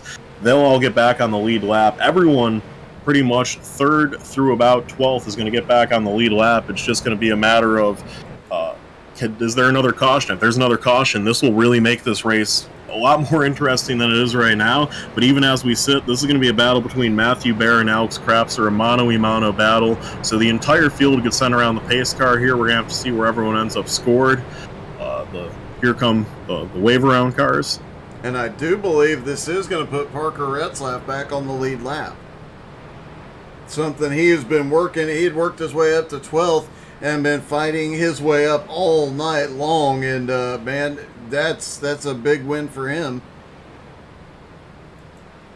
Yeah, I'm reading the chat right now. Looks like Bronson is feeling extra special tonight. That would be one way of putting it. Yeah, Brinson really did not benefit from that penalty whatsoever. He's going to end up falling all the way back to 9th, and I don't know how far back he'll fall. He could fall back as far as I think even maybe looks like he's going to end up cycling through about 12th or 3rd. Brinson's going to lose a lot of spots here. I'm curious to see how this ends up cycling through. But up front, it's going to be Alex Krapser or Matthew Bear. This time they get 9 to go, so if we go green next time, it's 8 laps to green. And worth reminding everybody, once we're inside 10 to go, there will be no more wave rounds. They will get waved around here because the caution came out prior to 10 to go. But from once the green flag drops, there will be no more wave arounds. Once we get 5 to go, Aaron will tell them, green, green, green, there will be no more cautions. However, the drivers, as we mentioned last week, the drivers, they do get more aggressive, but they can't just go willy-nilly wrecking people because they can be penalized going into next week. All right, well, here we go. Down in turns 3 and 4. It's going to be Alex Crapser with the lead. In second place is going to be Matthew Bear. Third place is 5 seconds back at the tail of the field. Unless they wreck each other, this is a mono-e-mono race. Bear on the outside, Crapser on the inside, Rex behind them along with Jeremy Gilliatt. Do those guys let them duel it for the win? Here we go. 8 laps to go this time by the flag stand. And green flag back in the air. We're down and away, and a dead heat start. Both of them went. Here we go. Start of this one. Rex gets down to the inside. A teammate of Matthew Bear probably just going to let him in. He does let Bear in the line. So it is Bear behind Crapser now. 8 laps to settle the score here on his 26th birthday. Crapser going to have to earn it from the hands of Matthew Bear. There's a 3-wide battle going on mid-pack. Kyle Martin, Kendrick Cryer, Adam Gilliatt. They are battling with the lap car of William Mann on the high side. Scott Gilliatt up there as well. They were trying to get 3 wide in the battle for third on back. Meanwhile, Crapser and Bear, 7 laps to go, still nose to tail. If you're Matt Bear, when do you make that move? Now, apparently, here we go. Matt Bear to the inside. He goes down low. 7 laps to go. Bear says, let's go. Bear gets to the inside. His teammate goes with him. He gets loose. He comes by this time, and there are 6 laps left to go. A battle for the win at the Rock. Crapser on the high side. Bear down low. A battle on Crapser's birthday. Can he hold off the Mad Bear? Bear in the black 3 to the inside, and he has a lot of help from his teammate right now. Can he clear Crapser, and can Rex hold him up enough? Doug, if they make it back to the flag, it's green to the end. Yeah, and that is, this thing is getting really sketchy. Crapser has no help at the moment. Bear has a little help from behind, but Crapser's still able to carry the momentum out of 2. This may come down to a drag race on the final lap. It's non-stop from here. Now Bear has a little bit ahead, but Crapser gets a better runoff too. Yeah, they're dead even right now, down in a turn number 3. Bear on the inside. He inches ahead. Crapser on the high side, keeps the RPMs up, though. They are still side by side. This time by at the flag stand. 4 laps to go. 4 laps to go for career win number 6 for Alex Crapser, or 4 laps to go for career win number 2 at Matt Bear. It's been a drought. He didn't win all last season. His last win was in 2021 at Phoenix, but this time by, Crapser, does he clear Bear? He does. He comes down across the nose. Bear got cleared. He's going to have to set up a run with 3 to go. And here we go. Towards the end of this one, you've got guys picking up all sorts of speed. Adam Gilliatt just set the fastest lap of the race last. No, Kyle McRecken Martin in 3rd place just did it. He just set the fastest lap of the race here with 3 laps to go, and he's sitting in 3rd, but he does not have the time, looks like, to run down Matt Bear or Alex Crapser. There's enough lap cars there. It's just going to be the 2 of them. Here they come, popsicle sticks, 2 laps to go. Yeah, Matt Bear setting up a run right now. He's going to time this perfect. Here they go into 1 and 2. Bear down behind Crapser. Where will he set up the run? Bear gets tucked up behind him. Bear looking for anywhere to go. Bear down the back stretch. Does he go to 3? He does. Bear back down to the inside. Here they come. Bear gets to his door. Bear, will he move him up the racetrack? This time by, the white flag is in the air. 1 more lap to go in the XCAL Racing Web Shop 300, and it's going to come down to the wire. Bear on the inside. Crapser on his outside. Crapser on his 26th birthday. Does he have a vintage moment in him? Bear moves up the hill. Up the hill. Crapser gets a run off of 2. They are still side by side. This is going to come down to the wire. Bear down into turn 3. Crapser up top. Does Bear use him up? He doesn't. Crapser up top gets the momentum. Oh, he turns Bear into the outside wall. Crapser wrecks. Here comes Kyle Martin, and Kyle Martin in the grass will get second by... No, Kyle Martin wins it in the grass. Kyle McRecken Martin wins it as they wreck come into the line. Crapser comes home in 2nd, still manages to pull that off. Kendrick Cryer comes home in 3rd. What an epic finish, and a bit of an unexpected move there between Matt Bear and Alex Crapser. It's take a look Oh at my- that last lap one more time and see, because that, holy crap, I'm guessing that the protests are probably being filled out as we speak. That was an unreal finish from Rockingham. And let's see what happened down there in 3 and 4. I'm just watching it for myself. And It looks like Crapser tried to move down to get a run. I don't know. I don't know if he had to have thought he had him cleared, because Crapser would never just dump him like that. But I'm guessing that Crapser thought he had him cleared and was going to try to cross him over, because that's just not something Crapser's ever going to do.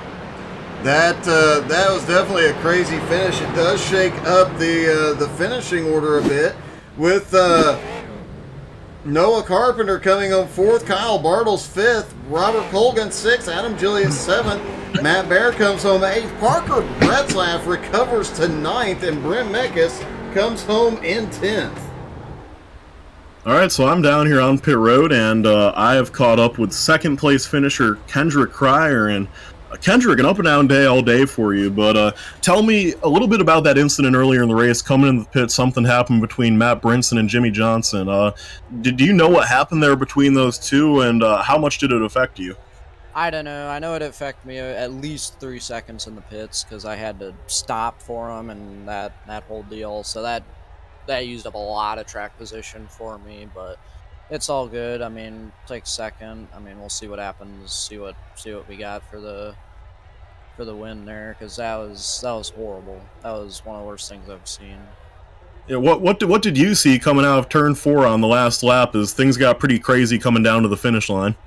Yeah, freaking Matt Berry, he was on the bottom and he had a run, and then Crapser just decided, turn left, and right hooked him. So, but bad. Tell me how you feel about your longtime teammate, Kyle Martin. You know, he's ran quite a few XCAL races. He fills in tonight for Austin Edwards, and he defends Austin's victory from here last season. Hell yeah, that was a good run by Kyle. He wasn't really getting talked about until later in the race. I know that because he was kind of in the mid-pack, but he saved enough fuel to push it the last couple of runs, and as soon as that last run came, I hooked on his back bumper, and that worked out pretty good. That was congrats to Kyle. That was really good. That's MLS Moonlight Speed 1-2. As of right now, we'll see what happens. I don't know what Aaron's going to call on Crapser and Bear. So. All right, well, before I let you go, Kendrick, who do you want to thank? Sponsors, crew, anybody you want to thank on that 66 machine? I want to thank, PD, obviously, you, for the Moonlight Speed, running the car this year, at least most of the races, the short tracks, JR Button Boxes. I mean, we've kind of hooked up with teammates with Matt Bear, Sean Patrick, who else? Steven Rex. We're kind of helping each other out. It's really cool. It's a really cool deal we got going. Justin Brooks put together a Killer River paint last week, and I was really happy with that, and it was fun. I liked that. All right, well, congrats on a second place finish tonight. Thank you for catching up with us, Kendrick. And now a little bit further down pit road, I think Doug Burns has caught up with our third place finisher tonight, Alex Crapser. Alex, the obvious question, we have to talk about that last lap coming out of turns 3 and 4. Things got a little spicy. Yeah, we ended up wrecking a whole bunch of good cars right there. I'm not exactly sure what happened. Have to wait to get out of the car to be able to see a replay of that. It did get a bit exciting, but prior to the one and only caution, it looked like you had just dominated this one for your birthday. It looked like you had it wrapped up. Over a 7-second lead. Obviously, the caution not something you wanted to see. Yeah, no, we had the field covered. It's just kind of sucks that we had that caution there, but that's XCAL Racing.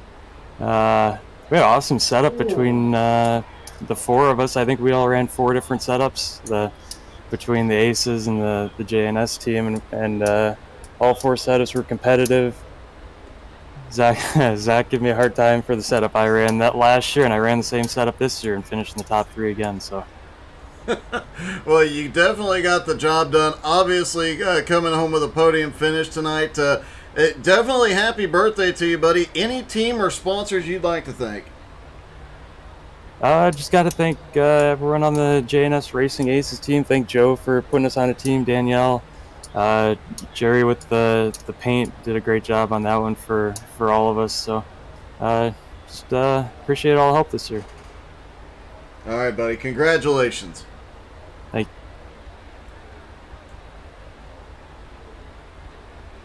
And Petey, have you caught up with our winner?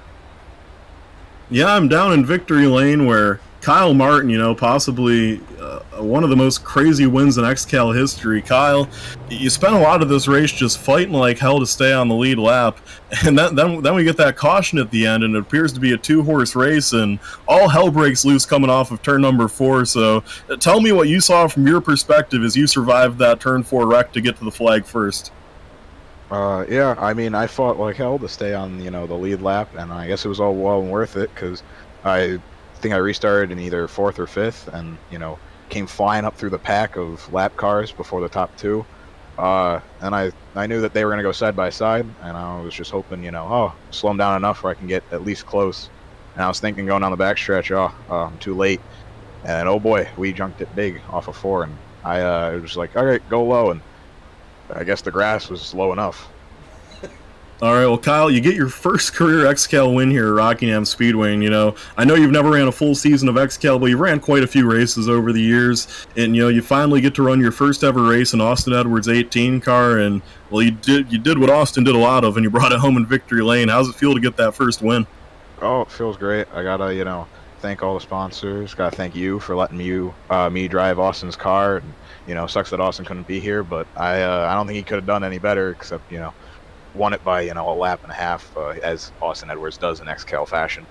Yeah, I wish I could have given you the good old Austin drift, but I was having a struggle to go straight down the front straightaway. But yeah, I gotta thank everyone on the car and all that fun jazz, and gotta thank Moonlight Speed and EHP Racing for their great setups. Yeah, definitely a great job to you, Kyle. Now you add your name to a pretty prestigious list of drivers that have won an XCAL Racing race. And, we'll probably be seeing you back in a car, Kyle. If I don't have to put you in one, which I probably will want to at this point, I think you certainly made a good case tonight for any owners, because even before that win, you're having a real strong run tonight. Yeah, did I try out very well? Did I win? You did. Let me look at those incidents real quick. Hold up. It was only 8. You had 8X. You had a great race, Kyle. Yeah, Congratulations. The last 4 came off of turn 4. So, oops. Hey, congratulations on your first career win, Kyle, and go enjoy that, buddy. You earned that. Thank you. All right, and Doug, I believe you're caught up on pit road a little bit further down. You've caught up with Matt Bear, Doug, after a dramatic last lap. Matt, they do call you the Mad Bear. How you feeling right now, buddy? Is this R-rated? Probably PG-13. All right, well, that's just terrible. He got beat, and he just complete bummed out right there. He overdrove into 3, didn't lift. I know exactly what he done. He didn't mean to do it, but that's just absolutely awful. He can say whatever he wants to say. He comes down a lane and a half, hooks me. I thought I had a little more respect for Crapster than that, but if that's how we want to race to beat me, I can do the same, and I probably have more friends than him.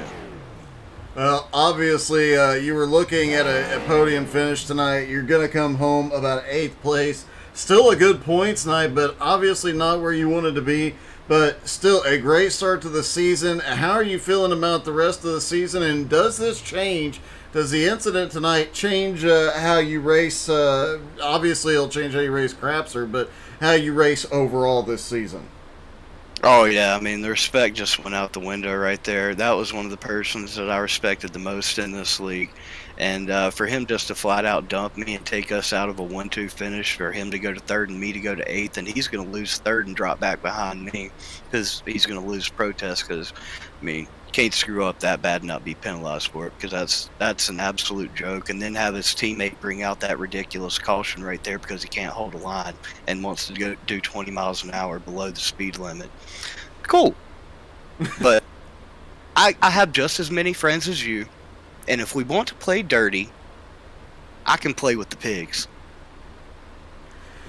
Well, man, I know how you race. I know how you are. It's definitely going to be an interesting season, Matt. Any team or sponsors you'd like to thank? I know, know not where you want to be, but I'm sure you want to give them a shout out.